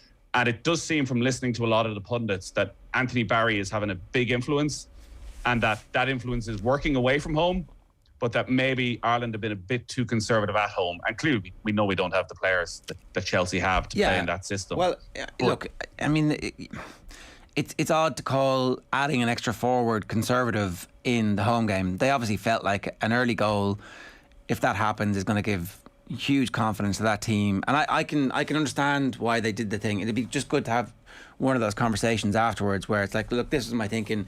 It didn't work. If we'd scored that early chance, it might have worked. The XG stats were like us to be 2 point something and them to be 0 point something. And you're like, look, your man scores a worldie from 35 yards. Yeah, he should have been closed down, but it's still side netting from 35 yards. Very difficult to stop. And I'm not defending it. I think that we have an inexperienced manager who's going to make mistakes and there will be teething problems. The teething problems are fairly pronounced, partially because of the COVID issue, partially because of the scenario we find ourselves in, as you point out there. They have no playing stock to pick from who are seasoned in the Premier League or even seasoned in the Championship, who are playing week in, week out. So I don't know. It's, yeah, I agree with all that. And the one thing, and listen, obviously at the time, I think most people were in favour of Stephen Kenny getting the job. The one thing I was always wary of was the talking up of the players, because we have no control over that. And even looking towards the European Championship, and I think Stephen Kenny should get the opportunity to bring these players from 10 caps to 30, 40 caps and see what they can do. There are no guarantees. And been looking at this over the last few days. If you want a perfect example of the problems that Irish football face right now, look at Norwich in several different ways. So Andrew Omobamidele comes on, makes his debut, is outstanding. Understand why maybe he wasn't thrown in again at the weekend. And you were talking about at the start of the season, you know, maybe he could be the Irish player of the season in the Premier League. Third, fourth choice at Norwich, and then they go and they sign Ozan Kabak from Schalke, who spent last season at Liverpool. And suddenly Andrew Omobamidele is fourth, fifth choice at Norwich. You hope maybe they let him go on loan at some stage, but there's a really good chance he's not going to see much first-team football. And likewise with Adam Ida, who has been a backup for Teemu Pukki, who has had most of his appearances off the bench. Suddenly they go and spend 10 million on Josh Sargent from Werder Bremen, and which maybe sums up neatly all the issues. Christos Gialis, Greek striker, club record fee for Norwich, 10 million, who plays for PAOK, who came off the bench against Bohemians in the game Bowles won at the Aviva Stadium. So that money's all going back in to Greek football. 10 million for a 19-year-old striker who we probably think is at a similar level, far less experienced in some ways than Adam Ida. But he comes in, and Ida now finds himself fourth, fifth choice. And you're wondering, in a year's time, is he still going to have started more games for Ireland than he's going to have started at the club level? So Stephen Kenny doesn't have any control, and we're so reliant on English football. And there's going to be stats next week when the Europa League and the Champions League and the Conference League start, that practically every country around Europe is going to have, even countries at a similar level to Ireland, they're going to have 6-7 players, if not more, playing in those big European competitions. We'll have who? Matt Doherty? Pretty much it. Maybe Liam Scales gets in at Celtic, but they all have players playing in the leagues, in the Belgian league, in the Dutch league, who are going to be gaining this sort of experience. And because we're so reliant on English football, our players are going to be stuck in a little bit of limbo, like Jason Malumbi has been for the last couple of years. Yeah, and look, you hope Malumbi has a season where he actually gets week in, week out football on a team who are playing well and winning some games and involved in big games where there's tension and pressure, and that he benefits as a result of that. I think it would be ludicrous at this point not to give Stephen Kenny the opportunity to put into practice over the course of a European campaign the lessons that he's learned. It's completely pointless to make the investment that we've made in him and his playing staff in terms of the caps and in the coaching ticket, and getting a good coaching ticket together, and not give that the opportunity to come through this World Cup campaign, which frankly we knew we were never going to qualify from anyway. So yes, bad results will mean that we actually end up with a harder draw in the Euros. That's fair enough, but it's a competition that we should be qualifying for, and at that point you can see whether or not he's up to the job. Yeah, I'd agree, and I think Mark Lawrenson summed it up, that this idea of bringing in a Chris Hughton, Big Sam, that because of their experience they're suddenly going to transform it. Like, none of those type of managers who've ever come in previously have had to deal with a squad as inexperienced as all of this. So the same issues are still going to crop up. There's no great Wes Hoolahan, Andy Reid type debate about players who are being left out. Yes, we can say, should he have done this system? Should he have done that? Like, the alternatives are still very inexperienced players, one way or the other. So I would agree. I think Stephen Kenny and every Irish manager should get a European Championship campaign. And if you don't qualify, when half the teams in Europe qualify, I don't think you can have any excuses at all. But also, I want to see and we are still probably 18 months away from the start of those Euro qualifiers. I know there's a Nations League campaign, which is very important between now and then. But most of these players at club level, you would hope, will have developed. And most of them, because of the way things are going, will have 25, 30 caps, will have experience. And the highs have been good.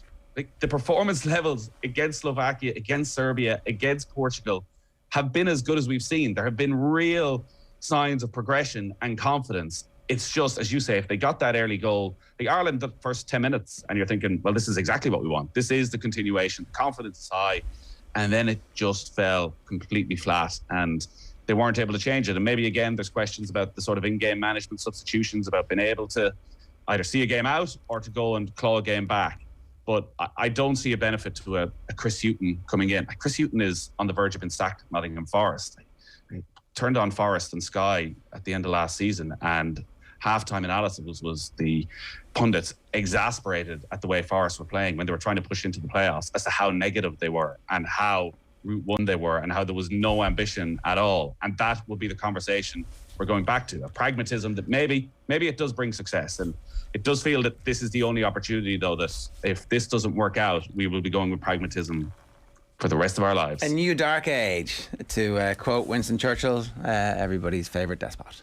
2 minutes past 9 this morning. If you want to get involved, we'd love to hear from you. Hashtag OTB AM on Twitter or Facebook. Just for what it's worth, our understanding is that there is no risk to Kenny's job, regardless of what the result is against Serbia. Now, obviously, if they get beaten 4-5-0, things change again. But I think that drumbeat of tension that's being continuously built up around him is all essentially. I don't know. You get to make your own mind up about what you want for the future of Irish football, and you can see that there are definite factions within the football family. Some people want Kenny out. Some people always wanted Kenny out. Some people didn't want Kenny to get the opportunity in the first place. And after results like Azerbaijan, they're going to sharpen their knives. So just consume everything with a pinch of salt, I would say, this morning. Let's talk about Leona Maguire, because it's one of the all-time great rookie performances, according to you. If she wins today, is that true? Would she be the best rookie of all time in the Solheim Cup if she wins her singles today? Yeah, absolutely. She's the only player this week who's going to play in all 5 matches. If she wins today, she'll have 4.5 points. The record for a rookie was at the last Solheim. Celine Boudier got 4 points. So even Michelle Wee, who's the greatest American rookie, got 3.5 points, which Leona Maguire already has. So that is the level of trust that Katrina Matthews, her captain, has put in her, that she's not just there as a rookie, she's there as a leader in this team. And it's just been an outstanding weekend. The Solheim Cup always delivers. There's a bit more rivalry and tension and dislike of each other, it seems, in the Solheim Cup than there is in the Ryder Cup, where it can quite often be pally-pally. There always seems to be something controversial in the Solheim. But Leona Maguire has been the star of the show, and I think for so many people in Irish golf, this is a moment they've been waiting for a long time, where she completely announces herself on the world stage. And this is a week for Leona Maguire that has been a lifetime in the making, a lifetime of good decisions in the making. Like, she's done her own thing. Everybody remembers the Maguire sisters from when they were kids and the expectation, but she's been patient. She has gone about her career and her life the way she wanted to do it. And she's arrived here 26 in what's still technically her rookie season on the PGA Tour. She's come to the Solheim Cup. as a mature, fully formed, world-class golfer who doesn't just look comfortable, who looks like a leader on that Solheim Cup team. And you can see that in the fact that she's been put out for every single match so far, and to come away with 3.5 points out of 4 and to beat the world number 1. Nelly Korda has been by far and away the best golfer in the world this year. She won the Olympics. She won a major championship. She had to win that major championship to get her sister Jessica into the Olympics as well. So the added pressure. And Leona Maguire beat her in both foursomes. And really, Nelly Korda fell apart mentally over the couple of days. Just, I think the controversy that everyone might have seen had an impact. But Leona Maguire goes out this afternoon with Europe leading, we should point out, overall at 9-7. They need 5 points, having won last time. They need 5 points to retain it. So she's going to be going out against Jennifer Kupcho, who has a very similar career path. They went up against each other. They were 2 dominant players at amateur level, 2 world number 1 amateurs. Leona Maguire, the greatest amateur there has ever been in the women's game. So yeah, it's going to be a fascinating day, but wow, what a week for Leona Maguire. Can you give us 60 seconds on the controversy? All I saw was Twitter going absolutely crazy, and I was like, and so something about the 10-second ball drop. Yeah, so 13th hole, Nelly Korda has an eagle putt, which just rolls ever so slightly past the hole. And Madalena Sagström, the European player, picks up the ball because it's a tap-in and throws the ball back to Nelly Korda, gives her the birdie putt, and everyone is moving on. And suddenly a rules official says, you didn't give it the 10 seconds to drop into the hole, to which the European said, well, it wasn't overhanging. It wasn't going to drop into the hole. So what's the problem? And the rules official said, yes, it was overhanging. Now, it had gone past the hole. You could make an argument that the very outer edge, VAR style, the very outer edge might have been slightly overhanging, but there was no earthly way. We could still be here right now, and that ball was never going to drop into the hole. In a tournament like this, the Americans could turn around and they could give the Europeans the next hole to level it back up again, but the Americans took the ruling in their favour. The Europeans were incredibly upset, and it's added a nice little bit of tension. There was no reason at all for the rules official to get involved. Like, the Americans, when this happened, hadn't complained. Like, Jessica Korda or Nelly Korda did not look at it and think, oh, why did you pick that up? It was about to drop in. Nobody believed it was going to drop in, but for some reason the rules official decided to intervene, and yeah, it all blew up from there. Could Korda have come forward a little bit more, been a bit more vocal about her support for the good intentions in the game of golf? Yeah, I think they could have. Like, a lot goes on in a Solheim Cup, a Ryder Cup, in terms of the amount of people who are involved behind the scenes, the captain, the vice captains, the various different rules officials.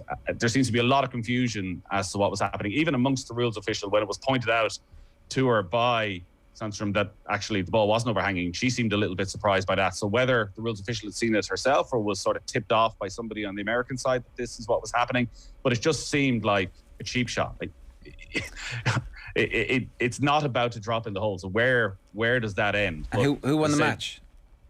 So the Americans go on then. I think the Americans win that match. They did. They won by 1 point. Yeah. Oh. Yeah. 1 hole, I should say, sorry. If it comes down, and like, the Americans, even though they're 2 points behind 9-7, will still feel relatively confident because like they have 6 players in the world's top 25. Europe have 1 player. Like, it's on paper, it was not a strong European side, and they will expect to win the singles. So it could well come down to that 1 point. But this, as I say, has happened before. There have been rules issues. There have been lots of tears and anger amongst both sides of things that have happened. But it was brilliant to watch last night. And Leona Maguire, every time she popped up, she was holding a 25-footer. She was playing with Mel Reid. It was sort of a fire and ice type partnership. Mel Reid gets into it, likes to show her emotion, likes the fist pumps, whereas Leona Maguire was getting into the fist pumps as well, but you can tell just likes to keep things as calm as possible. So she's in a good position. She's third out. It all gets underway about 5 o'clock this evening. She's third out. Could end up in an opportunity around there to have a real influence as to whether Europe can get over the 5 points. Last time around, it went down to the very final putt on the 18th. It's the only time in the history of the Solheim at the Ryder Cup. Okay. And Suzanne Pedersen had a birdie putt on 18 to win it in the final match. So that's how tight it can be. Get But through TV, It will be a basically. huge achievement. It'll be, yes, it is 100% well worth watching. Nathan, good stuff. Thanks very much for that. OTB AM is brought to you by Gillette. Good morning. Start with Gillette. Put your best face forward with their new and improved razors. Here's what we got on OTB Sports Radio today at 1 o'clock. It's OTB Gold with Joe Malloy meeting Gerlach Nan. State of the Union, Keith Wood's rugby show. All of it still holds. It's from pre-COVID. The classic at 4 o'clock is The Brawl. That's your documentary? It is actually, yeah. What a week for Mayo it's going to be. 25 years on. OTB Gold is Jack McCaffrey with Joe, and then 7 tonight it is the show live in glorious Technicolor on OTB Sports Radio. That's the best place to listen to us these days. Just say, Alexa, play OTB Sports Radio on TuneIn, or OK Google, play OTB Sports Radio on TuneIn, or I would do Hey Siri, but she'll only start playing it in the middle of this, and that would be embarrassing for all of us. 10 minutes past 9. We're going to take a quick break. Jason Smyth is standing by. We're going to talk to him about another gold for him in the Paralympics next. OTB AM. This is OTB Sports Radio. Football is back. The Premier League on OTB. Raheem Sterling! Exclusive Premier League live commentaries every Sunday. The very best expert analysis on your phone and for free. Download the OTB Sports app now. Car insurance is boring, but you don't have to be. Get Set Go is the kind of car insurance you can sort in a few minutes online, then bounce on with your day. Are you ready for Quick Start Insurance? Get a quote now at getsetgo.ie. MCL Insurance Services Ireland Limited, trading as getsetgo.ie, is regulated by the Central Bank of Ireland. OTB AM. With Gillette. Put your best face forward with our new and improved razors. 10 minutes past 9 this morning now. Allianz Paralympic brand ambassador Jason Smyth won gold in the 100 metres of the T13 final at the Tokyo Paralympic Games. Allianz Ireland has been a proud sponsor of Paralympics Ireland since 2010 and has partnered with Jason for the last 6 years. Jason, good morning to you. How are you? Good morning. I'm not too bad. How about yourself? Yeah, pretty good. What part of the world are you in at the moment? I am up home, so I live just outside Belfast, so just taking it easy, enjoying the good weather. And how has the post-games recovery been for you this time around? Haven't been home that long, to be honest. I was home Thursday evening, and I always, to be honest, post the games is always, even though you're off training, you're really not off. You know, you're running around doing lots of other things. So I don't even feel like I've really had time to stop and think, really, to be honest. But you know, it's nice. It's nice to be home and around family. Well, stop and think just for a second. What have you just achieved? Another gold medal. Obviously, this situation was a lot different than the other situations. But I think if I really stop, and we don't do it often as athletes because you're always looking forward and looking at what's next. When I stop and kind of look back at what's been a very long career, sometimes I feel like I have to pinch myself for what an incredible journey it's been, and the success I've had, and the opportunities and experiences that come with that, you know. So it's it's been incredible, and Tokyo was an incredible part of that. Can you give us any sense of what that feeling is actually like then? When just right now, when you're thinking about that journey, what are you thinking? What is the feeling, the overriding feeling that you have at the moment? I think like there's different parts of it. I think of like when you look specifically at a race and just post winning the 100 meters, is a huge part of it is relief. Like what people don't realize is how much you have on the line, and it all comes down to one moment, and in my instance 1 seconds, and mistakes have consequences. So I think for me a huge part of that moment is relief. But when I look back at the whole games or my whole career thus far, and just the success I've had, it's somewhat been unbelievable. It's been incredible. 17 years, 21 gold medals in total, and never been beaten at a Paralympic major championship. But again, behind the scenes of that is so much work and so much sacrifice has been put in by me and other people. And, you know, that's, I suppose the success has been a result of the work that's been put in, and being consistent and consistently motivated over that time. But it's really been incredible, and I don't really know if there's one word to describe it. That undefeated title that you mentioned there, Jason, does that flash through your head when the final goes to a photo finish? No, not at all, actually. When it goes to a photo finish, what flashes through your head is hopefully it's me that's slightly ahead. And it was a bit of a strange one, crossing that line, because I didn't. I could see the Algerian here right beside me, but when it's that close, you can't obviously tell who wins and doesn't win. I thought it was me. I thought I seen him celebrating a bit, so that made me think, was it me?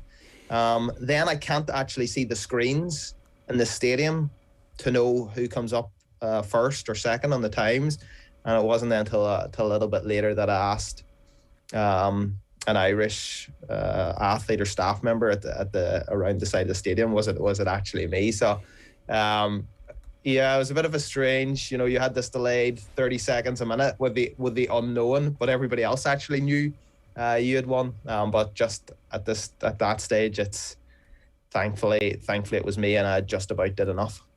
Is part of the relief as well, Jason, some of the injuries in the build up to the games?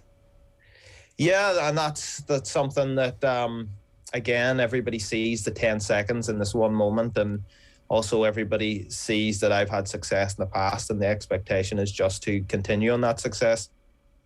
But what gets the athlete, and in my instance, to that point, what's the challenges you've had to overcome, how you've managed the situations. And I think that for me has, when I look back at all the success I've had at a Paralympic championship, that's for me been the sweetest, because of I've had a rough year with injuries, because all of a sudden you had a couple of new athletes who had run quick, and one of them had run quicker than me. So when you kind of package that all together, the odds of me going on to winning were significantly lower than they ever have been. To put it together when it mattered in that one moment is extremely satisfying, and it just makes, as I said, that whole experience moment that little bit sweeter. How bad were the injuries, and was it at one point or another looking like it might actually threaten your place at the games? Yeah, I kind of had a number of issues, and one of them, so the first had about 4 months of back issues, which kind of came off about a year ago, around the post-COVID, like the significant lockdown we had for 3 months, which then completely hampered my whole winter. I remember thinking around December, January, is this going to be me done? Which wasn't me even thinking about the Paralympic Games at that stage. Just about kind of got through that and kept pushing forward and moving forward. Further behind than obviously, a lot further behind than what I wanted to be. Had to make significant changes around my training, which obviously making changes on this year is not what you want to do, because that's higher risk. What works, you kind of want to stick to. Then I had more issues as I started to try run a bit quicker, and around April, May, Achilles issues. Had to completely adjust when I was going to compete. I wasn't able to run much in around then for a bit. Only raced twice, and it was in at that point when you're getting so close to the games, not anywhere near where I needed to be. You start to wonder, are you going to make the games? And if you can make the games, are you in the position to be competitive?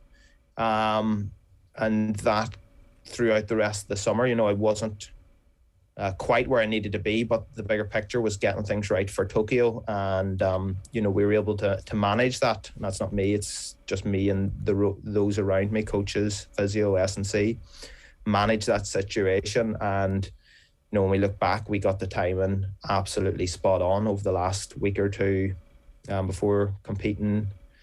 My training times had started really kicking on.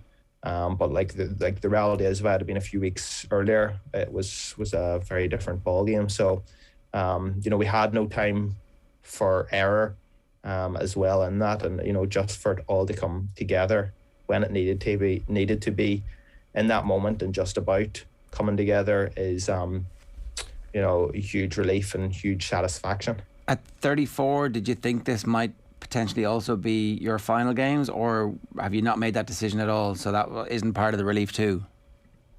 No, I wouldn't say that's part of the relief at all. I always said before the games, I'd still like the idea of going to Paris, but I would always get to Tokyo and take a bit of time to reflect and see what the best decision is to make going forward. But I think if I stop and look at it from a performance perspective, that it was the second quickest time I had run in any Paralympic championships over my 16 or 17 years career.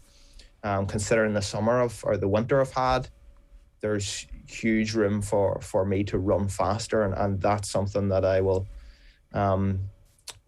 gives me hope and optimism looking forward. Can I get to Paris in another 3 years, which would be 37, and still being able to at least be where I'm at, but not be better? And for me, that's certainly possible. And that's something that I think I've lived a lot of my career trying to do, is live on what's possible and try to break down those barriers of what people see as impossible and try prove it through my journey and my sport. Well, that's really interesting, right? Because what the risk is that somebody is able to go faster and you might lose your unbeaten record, but you still actually are comfortable because you've done something that you thought was not possible. Is there a trade-off there in your own thinking that, like, how amazing it would be to finish undefeated, but actually trying to get the best out of yourself over the next 3 years might mean more to you in the long run? Yeah, and that's absolutely the risk. And with time, just looking at odds, as time goes on, it's an increased likelihood that somebody knocks you off your perch. But for me, it's not about looking about what anybody else does, because they're going to do what they're going to do, and I can't influence that. It's about looking what I can do and what I believe I can do and how I can improve. And for me, when I look at that and look forward, I would always rather be in the situation that I tried and pushed through what are probably going to be greater challenges than someone also that just decided, nearly to stop facing them. And that is part of what's probably been the biggest satisfaction about this year, is it's been the greater challenges. And from again my experience in sport, the greater challenges that you face are the moments that you learn the most, the moments that you improve the most, the moments that you grow the most.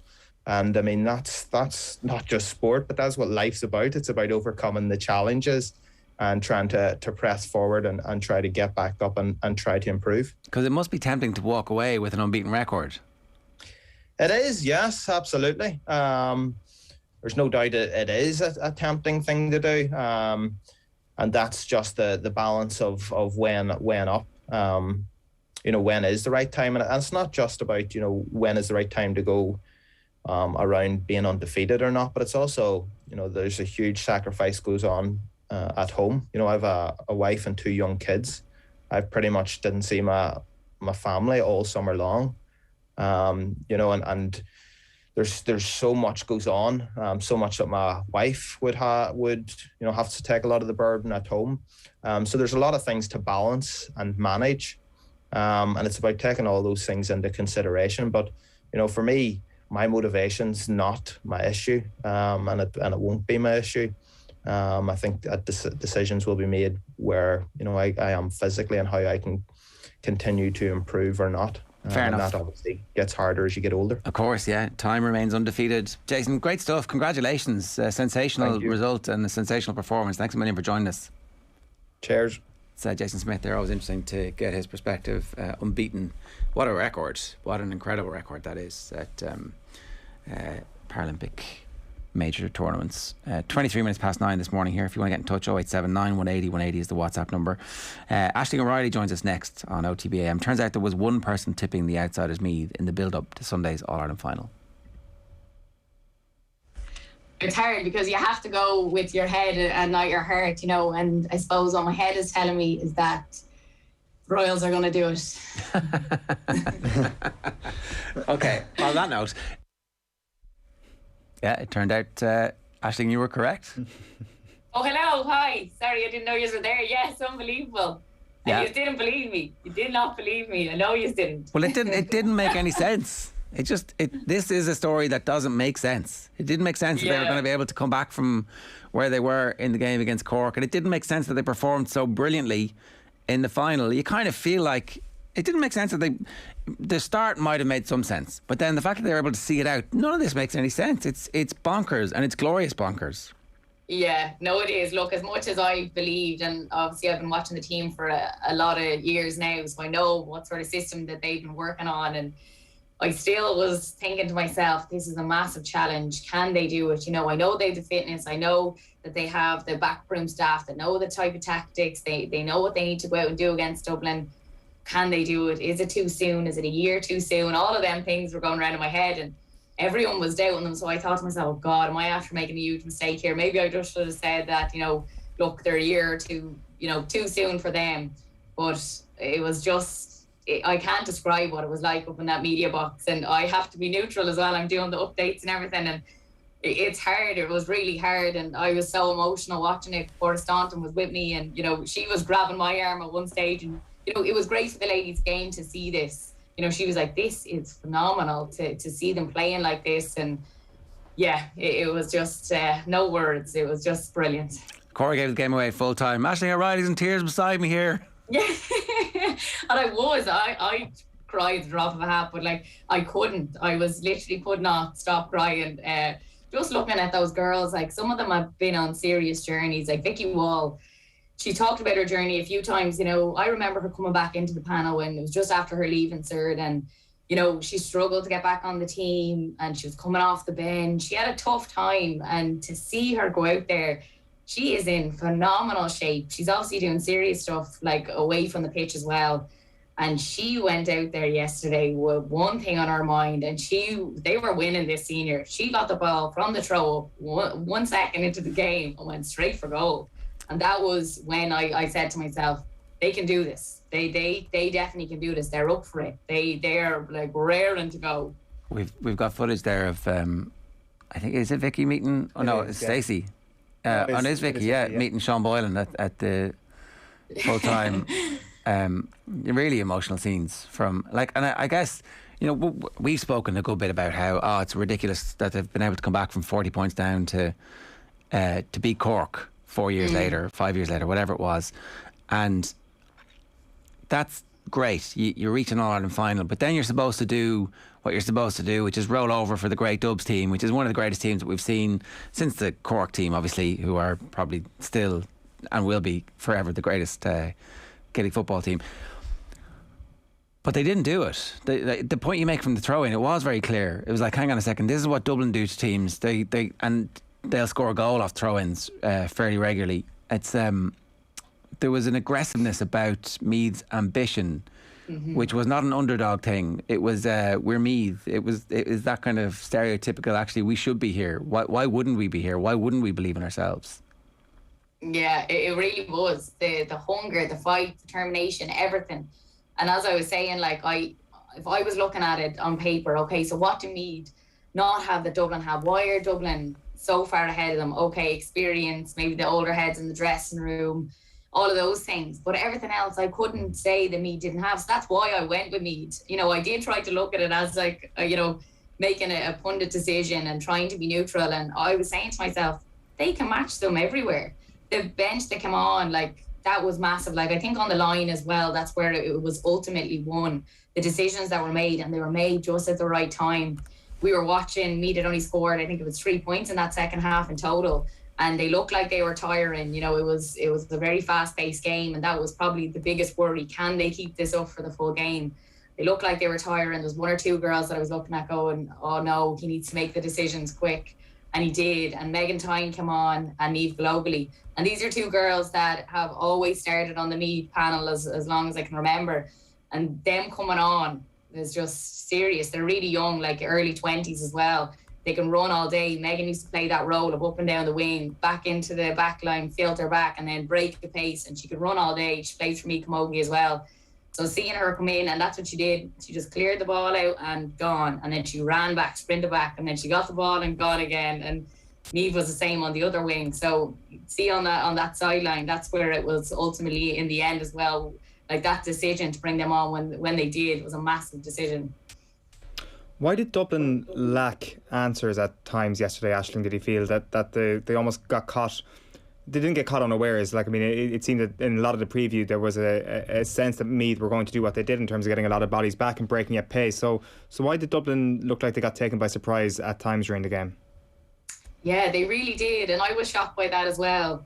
Because Mick Bowen's comments as well during the week that he had said, I don't know a hell of a lot about them, but I will do my homework, and he did do his homework. But yeah, I don't know. They definitely didn't, like, me definitely had the system and the tactics right, and Dublin looked a bit rattled. They really did. They didn't know what was going on, and I think they just couldn't get in on goal. Meath blocked up the D so much that they could not get through, and they just kept pushing them out. And Hannah Tyrrell was phenomenal for them yesterday. She really was.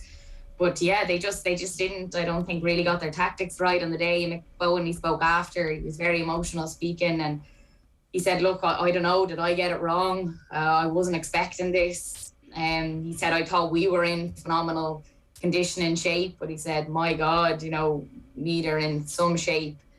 And again, he said he's never seen this type of game in the ladies' game before, so it was unbelievable to watch. But I think everything just went right for Meath as well with their tactics, and everyone bought into it. Everyone knew what they were doing. That's something that the girls will always tell you, like, everybody has a job. We all know what we're doing, and they stick to it, So, yeah, they just got it right, I think. This might be a harder one for you to answer neutrally, but how did yesterday compare atmosphere-wise to the other finals you'd been at? Because obviously there was a big thing made of getting over 50,000 people in attendance before the pandemic, for the last final before the pandemic. But it did feel yesterday there was something unique about the way the Meath supporters were gathered at the Hill, especially at full-time whistle. Yeah, it was. I'm actually like shaking thinking about it. Like, I haven't experienced that as a Meath fan, definitely not. As women's football, like it was something else. Like, just everybody there was just like, this is a great advertisement for ladies football. Like, it was brilliant, like, so good. What does it mean for the future in terms of the rivalry? Serious, like, this is the start of the Leinster rivalry. It really is. We've seen Westmeath yesterday as well. They're going to come up into it. So, there's going to be a few good games in the Leinster Championship, which we've lacked for years now. So that'll be great to see. And it's only the start between this Meath and Dublin rivalry for sure. Like, there wasn't a hell of a lot in it yesterday. We talked about Emma Duggan's goal. Like, that was probably the game-changing moment. If she meant it or not, it went in, and that's probably where it was won. So, it could have went either way at times. Second half, Dublin outscored Meath. So you look at it that way. Ultimately, the best team won on the day, but I think there's going to be serious games to come. And just as Eoin was saying, just on the atmosphere, like, it was honestly incredible. Like, I was looking around me and everybody was just like screaming, cheering, no matter what. Like, it just for the game itself, we needed that. The last two finals were quite, they were poor standard. Like 2 years ago, Galway in Dublin, that was really poor standard, really low scoring. And sometimes you just felt with the women's game, it got to the stage and then it doesn't perform. And then everyone, goes away thinking that's what women's football is. And that's not what it is, So thank God yesterday was a phenomenal game, serious performance by both teams. And they put on a spectacle and everybody's talking about it. And that's what we want. Yeah, 100%. And who are you thinking about, Aisling, when the final whistle was blown? What was your immediate kind of, where did this come from? Just thinking about all the girls, I suppose, that have went before as well. Like, the girls all talked about it. A few of them were up on the stands and they never got to see these moments. They never got to experience them. And yeah, I suppose they drove it on for so long. So for me to do that for them as well was something else. I was just thinking about, I suppose, some of the girls. Aileen Leahy, she's had a huge year. She lost her mum not too long ago, and yeah, she's someone who's really put a serious amount of effort in to get on the team. So I was so delighted for her, and she had a massive game as well. And yeah, just delighted for all of them. My teammate as well, Katie New, she had a phenomenal game. So it's just brilliant. It's brilliant for the game, and it's definitely brilliant for me. We're back. And how were the celebrations? Brilliant. Yeah, I was just trying to finish up and I got down to Drumcondra then, just onto the streets, and everyone was just out around the bars, and yeah, more than all outside rather than in the bars. And yeah, we were just singing away. Beautiful Meath was sang a few hundred times.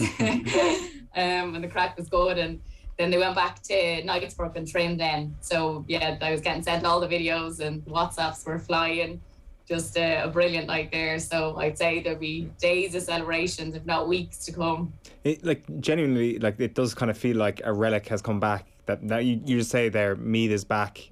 The singing is back around this county. It's genuinely not something that we've really witnessed in our lifetimes anyway, Aisling. Like, I mean, this is a proper sort of nostalgia trip for a lot of people who perhaps are old enough to remember. Did they not win All Ireland in 1999? I mean, I don't remember 1999, so I remember. No, but yeah, that's true, because I don't know what age I was, but I remember them coming back to the county club that year. I remember Sean Boylan, Graham Geraghty, Trevor Giles, all of them, and I remember being in awe, running up to get autographs, and that was what was happening for the Meath girls. You know, it was just like a flip, and Sean Boylan was there at that right moment for Vicky Wall, and I was like, this is just it, a 360 year. It's unbelievable to see, and yeah, it's just amazing. Like the scenes, I suppose we never have got to experience too many of them, because I suppose the Colin O'Rourke, all those years too, you know, they were the 80s and that, so we never got to experience them. But I think for years to come we will get to see the Meath ladies doing it. And as Vicky, I think, said before the game, she's like, when we pulled up to get on the bus yesterday, you know, everybody was in the women's jersey. Like, everyone was wearing the women's jersey. This has never happened before. So it's just so nice to see, and I think a lot of kids, anyone, boys, girls, whatever, will get serious inspiration from this. They need to get that women's jersey reprinted a lot, because it rings a lot of bells for a lot of people, and it's a good opportunity for them to raise a bit of cash as well. Aisling, great stuff. Congratulations on calling this about 5 months ago. It is the outstanding call in the history of OTB. I've got to say that nobody else. I'll take that. Yeah, yes, 100%. Thank you, Jer. Well, listen, well done to everybody. The other thing is, one last bit is listening to Cora. She was like, this is the first game I remember feeling like a fan at. And that's the power of that. So, like, the greatest women's Gaelic footballer of all time is reduced to, like, simply enjoying it as a fan, desperate for Meath to win as well. I think you'd obviously infected her at some point along the way with the Meath virus. Honestly, you should have seen her. Like, she was grabbing my arm at one point, and you know, we were both looking, going, they can't lose this, and she was like, you know, having to do the updates too. I was like, here, you can't be biased here. And everyone was around us with Meath flags, sort of waving them over us, and she's like, this is incredible. And she was screaming for what, like, she was telling them what to do, you know. She was like, hold the ball, go this way. Screaming, like, you know, it was just brilliant for them. It's a great story. Obviously, Dublin, as we said, are phenomenal team, and they've got to the game to this point, and I think it's important we remember that too. Brian Dillon has been in touch on YouTube to say, lads, as a Kildare man, I never thought I'd say this, but I bloody loved that match yesterday and was absolutely delighted for me. The build-up of noise as the seconds ticked down was incredible. There's like a very short window, Aisling, where we are still, as Kildare people, happy for you. I'd say it's about 5 hours away from running out. And after that, it's we can go back to hating each other again along the border. But in the meantime, congratulations on that. And then final one, Mick Kelly says, a word for both Wicklow and Westmeath, who won junior and intermediate finals yesterday, having both been beaten in the equivalent finals last year. I wonder, is this a trend for such teams? That's the other thing, is that you really need other counties to look at what Meath have done, take it as inspiration, go away, get organised, and properly ride the boom of numbers that are coming through, because there is clearly a boom in numbers coming through in the teenage years particularly. There's a big opportunity for the LGFA to become, you know, if not the dominant, certainly the equivalent of soccer in Ireland. Oh, absolutely. Like, I see it definitely in my club. All the clubs around Meath, I think we've over 7,000 members. It's something mad, and you know, the girls are really enjoying their football. Everybody is staying on and playing. When I suppose when you hit 5th, 6th year, you might have went off and did other things and didn't bother. But that's not the case anymore. Like, it really isn't. And that's only the last couple of years that we're seeing that. So yeah, all of these girls are probably just inspiring serious amount of women to keep involved and to keep playing. See what they can do. Mark Dunning says, ask Aisling who's winning the lads final. No, you need to give me a minute. I think I'll go with my head and my heart again. Oh God, no, I have to say they always is my heart. I've got family in Belmullet. That's my heart. But I think I'm very scared. I'm very scared with this Tyrone team. That's what I'll say. I want it to be Mayo's year. You're saying Tyrone. I'm worried. I think Mayo got carried away. I think that there's a good chance that a couple of their best players, well, we know Cillian O'Connor's not going to be playing. There's a good chance Oisin Mullen's not fully fit. I think, Owen, you're too certain about this too early. I don't know. Well, I'm going to talk you out of Mayo by the end of the week. You really need to change your mind if Aisling, if you're going for Tyrone at this point. Because like we were saying earlier on, that Joe Brawley and Colin O'Rourke put the kiss of death on them yesterday. He's done the opposite by tipping them. So it's evenly poised once again in the fate categories. I'm like this. I really am like this to this one. I don't know. Everything tells me has to be Mayo's year. They can't have bet Dublin all for nothing, because it will be all for nothing. It will be. No one's going to remember it if they don't go all the way. So, yeah, but I'm really, really afraid of this Tyrone team. I said it before, I don't think we've seen the best of them. But I genuinely believe I don't think we have. They're only getting going. So it's a really worrying one for Mayo, I think. All right. Aisling, good stuff. We'll talk to you soon. Cheers. Brilliant. Thanks, lads. Aisling O'Reilly there, celebrating Meath's victory. OTB AM is brought to you by Gillette. Good morning. Start with Gillette. Put your best face forward with their new and improved razors. Join us tomorrow morning on OTB AM from 7:30. We're going to talk to Michaela and Aidan Walsh, back from the Olympics. There's build-up to Ireland against Serbia and plenty of GAA as well. We're going to hear from Gavin Cumiskey and Vinnie Perth on Ireland right now. In a few moments, you're going to hear from Lisa Fallon speaking at the first of this year's OTB Sports remote road shows in partnership with Cadbury FC. The full show is now available to watch on our YouTube channel with Lisa, Karen Carney and Roberto Di Matteo. You can also listen back to the OTB football podcast feed. Check out cadburyfc.com for updates on promotions and giveaways. This is a really interesting conversation. Both the lads say stuff that I really agree with, and both the lads say stuff I kind of disagree with at a fundamental level. But that's the benefit of being able to talk about the Ireland football team. Enjoy, and we'll see you tomorrow. Good luck.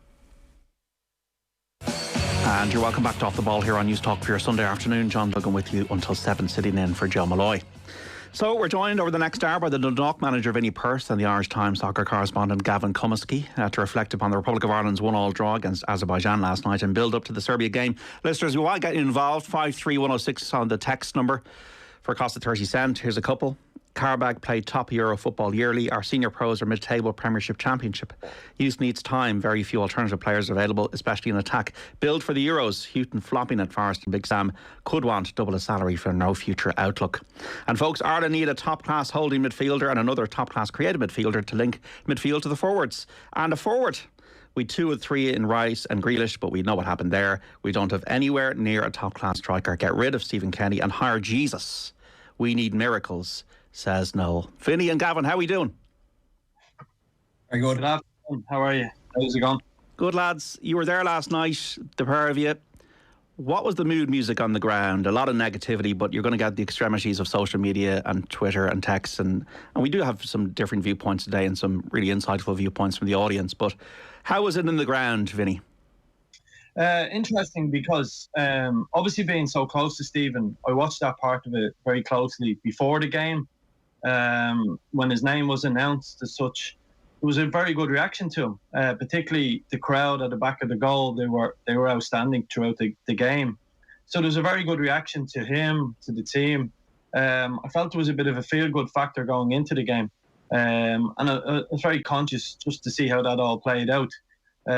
So I felt the mood on the night was good by and large. And to be fair, a lot of the fans stuck with the team. Because they had that little bit of pressure towards the end to try and get the equaliser and then ultimately the winner. So I think we live in a world now where, everything is instant, hire Jesus and stuff like that. But it's still a comment people are willing to throw out. It's just nonsensical. We have to make key decisions over the next six months, of course. And but look, I felt like people were behind them in the stadium last night. Obviously, there would have been a certain amount of people who, no matter what happens, would be against the manager, no matter who it is.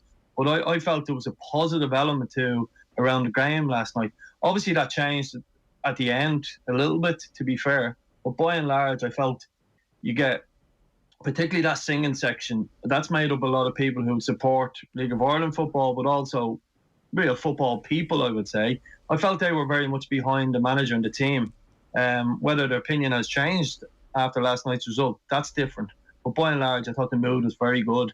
And it was actually Aviva is a very cold place, I would say. Maybe it's because we at Dundalk go there most November and it's freezing, but it was a really good evening. It was a great evening for football, and it was a real sort of enjoyable occasion. Obviously, we wanted a better result, so that would be my synopsis of it. Apart from the cold conditions, Gavin, what was the temperature that you took from what you saw? Well, the fact that there was 2,000 tickets still going before kickoff tells its own story, and be interesting to see if they can get 25,000 sold for Serbia. I thought maybe they'd sell out Serbia off the back of the Portuguese performance, but if there's any left now, there was people up in the old West Upper. There was people leaving before Shane Duffy's equaliser, which was kind of, of course they're fair weather fans, but they no longer cared really whether it was Ireland going to snatch a draw or lose. So that was interesting to watch. I thought the crowd in general wanted to be led by the team and by the players. And in the first, from the national anthem, and you saw Kenny's reaction after the anthem, he really felt like he was involved in something special, and this special moment for him as Ireland manager. And for 15 minutes, the crowd stayed with them and they were getting up and really building into it. And it looked like we were going to have one of those special crowd nights. And then everything, because they lost their rhythm in that 15 to 20 minutes until Azerbaijan started creating chances, the crowd just went silent. You could see people didn't come back after half time that quickly. And it wasn't like a Kenny out, or it wasn't the boos at the end were kind of a smattering. It wasn't heavy. I think actually the worst thing about it was they were quite sympathetic, which nobody wants to hear, and possibly apathetic as well. Yeah. Did he get the selection right, Vinny? Did he get the tactics right? For me, that's a huge question. I would have to say, from a coaching perspective, look, this is a difficult situation for me to be in terms of commenting on Stephen, because of there's a real friendship there. But I had warning signs going into the game. I think the Luxembourg, I was on the show in the morning with the guys after the Luxembourg game, and albeit the performance yesterday was a lot better than the Luxembourg one, there were same errors in the team selection or the shape of the team that I seen.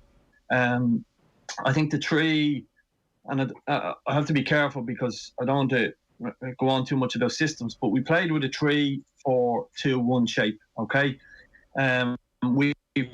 We've used that at home and quite a couple of occasions, but at home it doesn't lend itself to speed and power and counter-attacking or even attacking at real pace. And that's my issue with it. We have a coach in Anthony Barry who works with Thomas Tuchel at Chelsea, and they play that system, and that system is a really good system, and I really like it. But you think of Chelsea's two number 10s. You've got Mason Mount and Ziyech or Havertz, whoever it is. We don't have that yet, okay? And away from home, we've seen the quality of Jamie McGrath's passing against Portugal. We've seen the shape of Aaron Connolly. He didn't play brilliantly, but he was a threat on the counter-attack. But at home, we went with Troy Parrott and Aaron Connolly in that position. And we ran out of ideas, as Gavin said, after the first 15 minutes. And I think that's partly down to the shape of the team. I don't think we're good enough to play that 3-4-2-1 shape and dominate teams at home who are equal to us or of a lesser standard. And I have to be honest and think that was an error. Going into the game.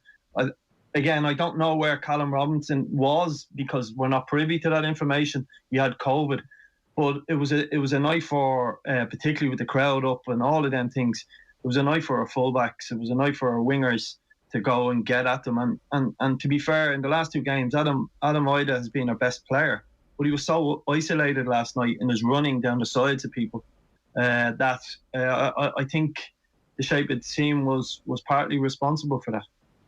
When I think of Ireland playing the 8th ranked team in the world, Gavin, in Portugal, and then the 112th ranked team in Azerbaijan, and I see defenders scoring both times, John Egan and Shane Duffy, that kind of explains to me the gap that we lose and then we can only draw because we don't have a top-class international striker or even an international striker that can deliver a modicum of goals. Stephen Kenny has to nail his selection every time. And while he deserves enormous praise for the team he put out against Portugal, like for example, he didn't go to Troy Parrott, and it worked, paid off. That team performed for him, and that system performed for him.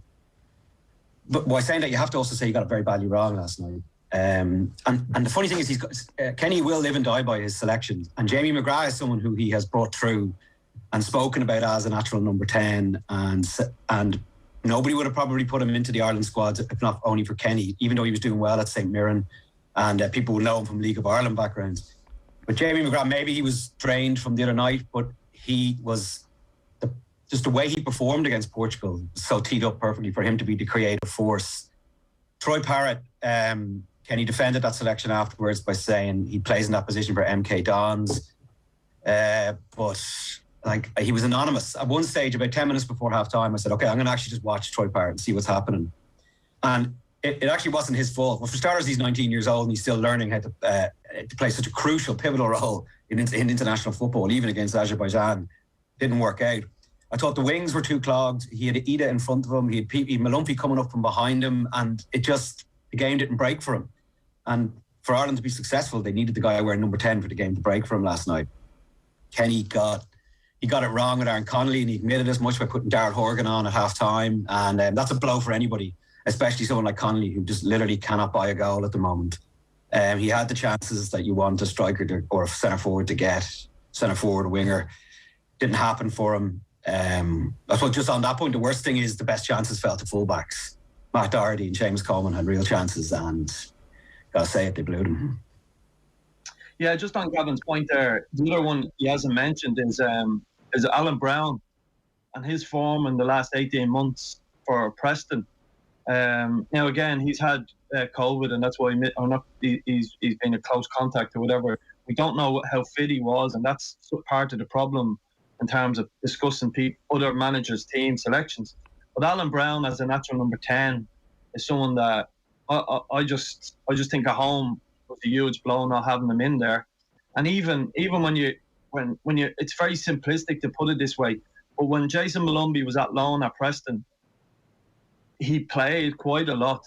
But if it was the decision between him and Alan Brown played. And it's quite a simplistic way of putting it, but I just feel the likes of Alan Brown in that 10 position, maybe Jamie McGrath coming out of the Portugal game, I could understand him being left out, but that's where, for me, it was about a system error last night, and Alan Brown, I think, in that number 10 would have given us a huge threat. So that's where I completely agree with Gavin. It's just to throw Alan Brown into that mix in that position was a huge blow.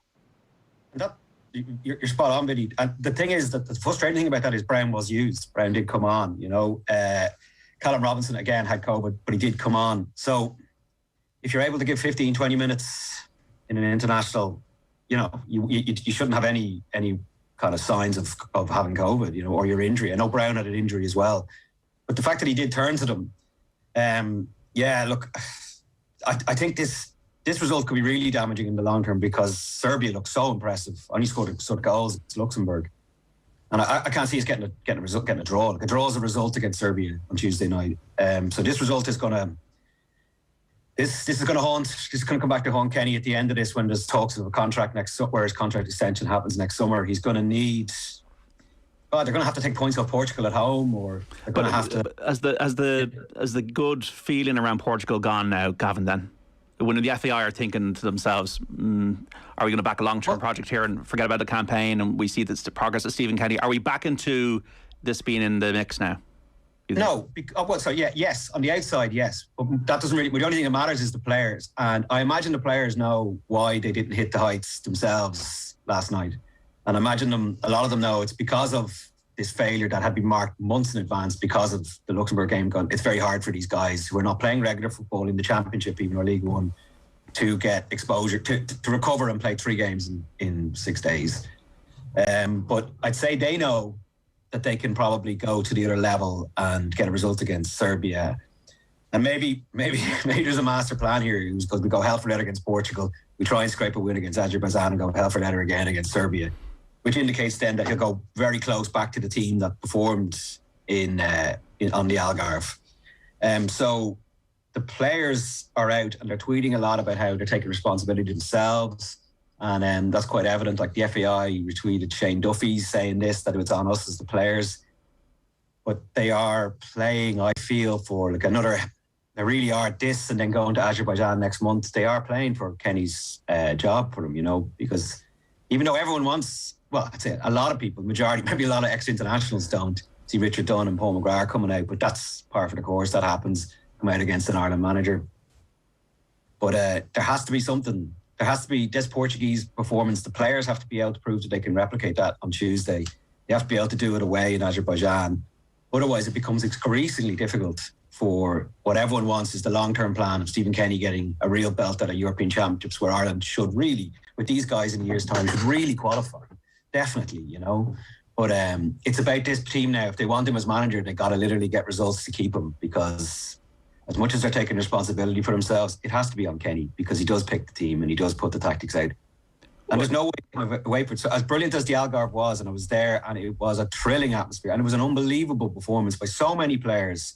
Like Matt Doherty was a good example of him performing at left wing back seemed to put to bed that whole thing.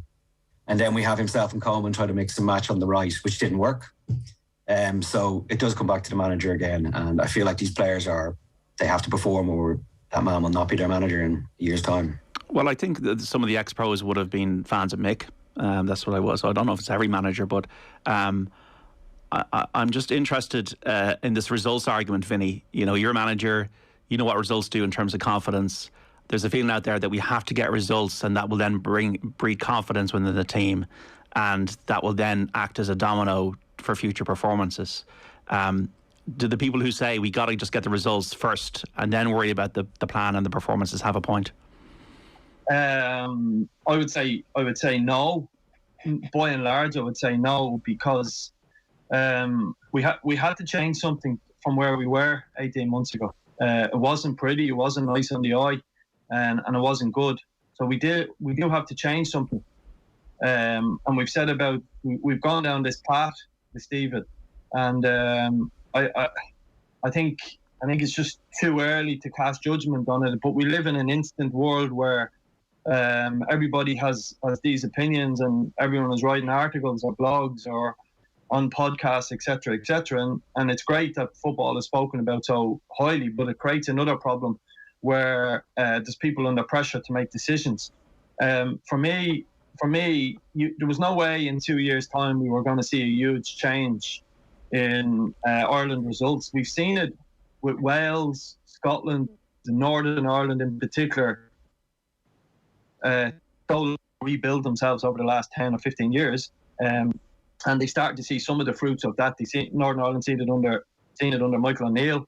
He also put other processes in place below the first team level that we haven't certainly done. Wales had it, got to a semi-final European Championships and had some difficult results, and the same with Scotland, some really dark years, and they all, with the exception of Northern Ireland, they would have better structures in terms of players' availability to them than we would have.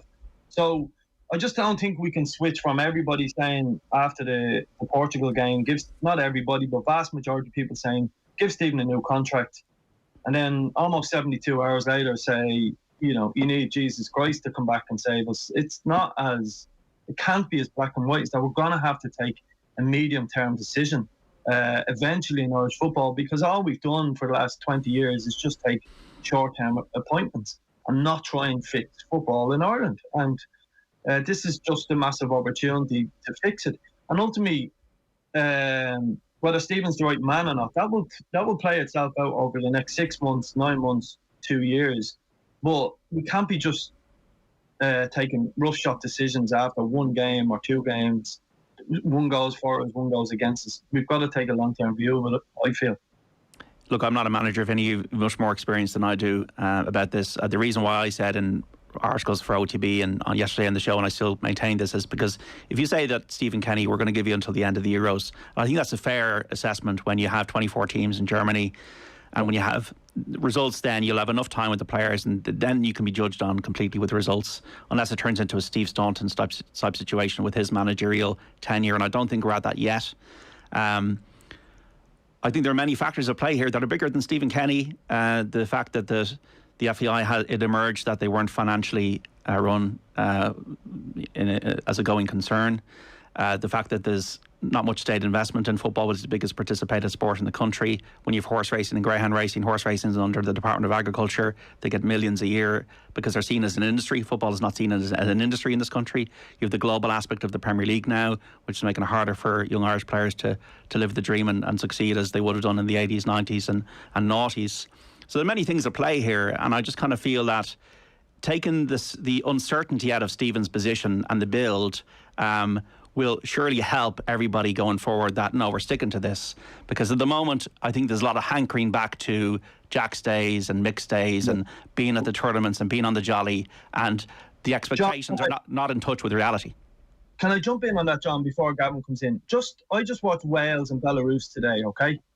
The game was in the balance. Wales didn't play well, and Gareth Barry scored a hat-trick, get Wales over the line in a 3-2 win. Okay, that made me think because we don't have a Gareth Bale. We're trying to find the next one. We thought it was Troy Parrott, and maybe it will be in time, etc., etc. It made me think before I came on the show, and I had a look at Group J. Okay, after 4 games, Armenia are top of the group, Germany are second, North Macedonia are third on 7 points, Romania are fourth, Iceland are fifth, and Liechtenstein are sixth.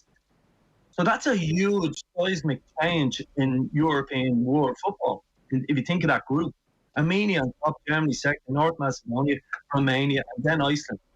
And remember, we were all looking at Iceland a few years ago. How did they do what they've done? All of these countries have been investing in systems and investing on youth coaches, etc., etc. Something that we just don't do. And I'm not trying to get away from Stephen Kenny. I think he made a huge point. We need to take out the uncertainty and appoint them into the European Championships and make it a medium-term view of it. Make sure it's very clear he's going to be a manager. And yes, if we completely fall off the rails and we aren't capable of winning matches, then we get rid of him. Okay, but for now we need that security, and we must start learning from our mistakes. Brexit, for example, happened for 5 years. The FAI have known Brexit was coming, and more or less we haven't invested a red cent into underage football.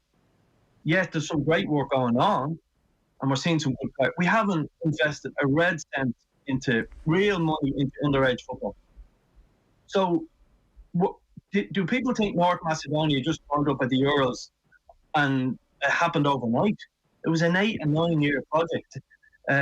Azerbaijan have something like 26 full-time coaches on average associated with each of their academies. In Ireland, the average is 0.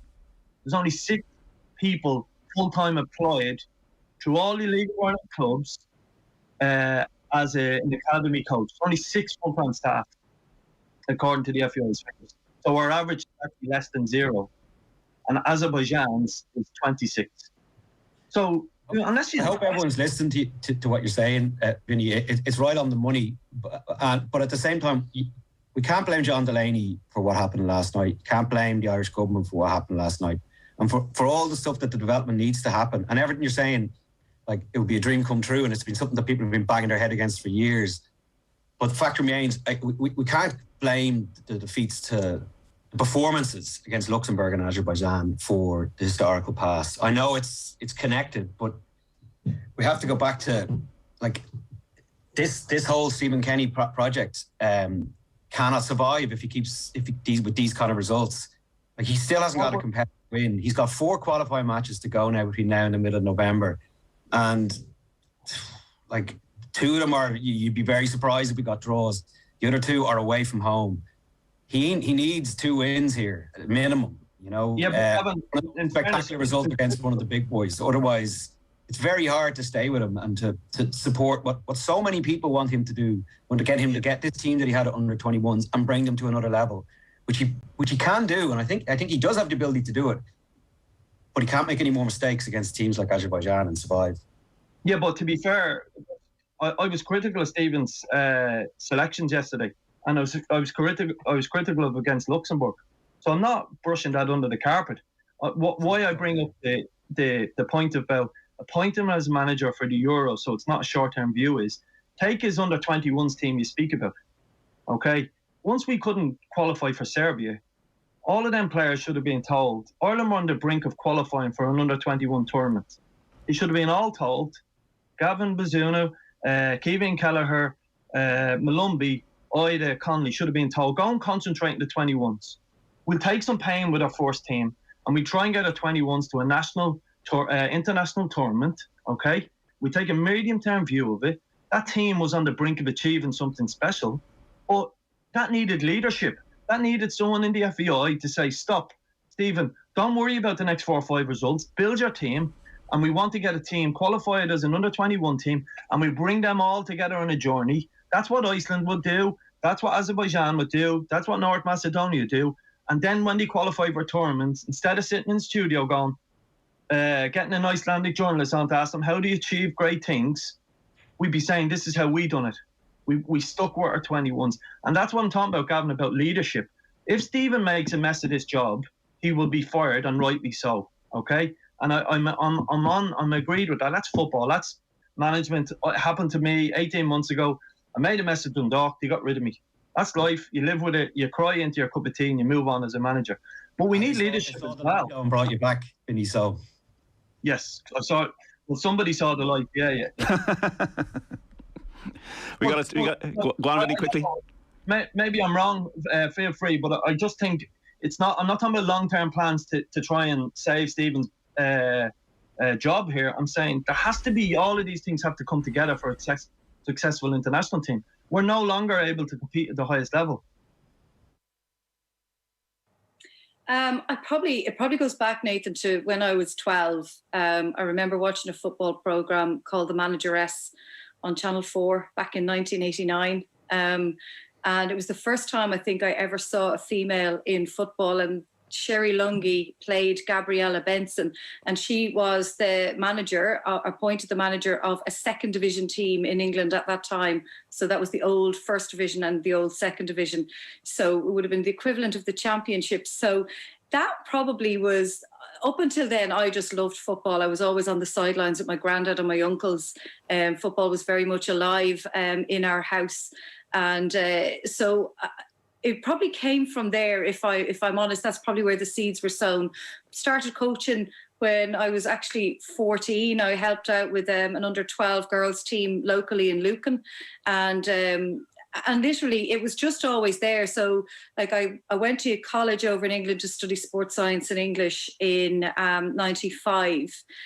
Prior to that, I had done a football course, an association football and career management course in Coláiste Ida in Finglas. And I was the first girl to do that course as well. So it was always there. I always wanted to work in football, but I was never really sure, I suppose, as a girl, that there was a pathway. And inadvertently, radio broadcasting or sports reporting probably became the most obvious route for me to go in order to work in football. And that's the route I went. And then, as it turned out, I ended up getting to work in football as an analyst as a result of interviewing people as part of my job as a sports reporter. But then I suppose my first analysis role was probably with I worked as a coach under John Caulfield back in 2012. It might have been earlier, actually, with the Irish men's university squad. Then worked with Cork City for 6.5 years. Worked with Northern Ireland for Northern Ireland's men's national team for 6 years.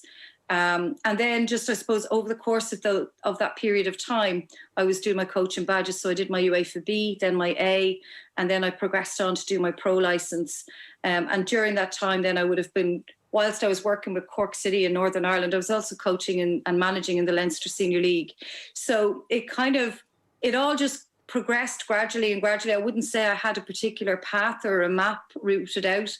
It just kind of, one thing generally tended to happen after the next. And that ultimately led to me getting the opportunity to go and work over at Chelsea in 2019, which was an incredible opportunity.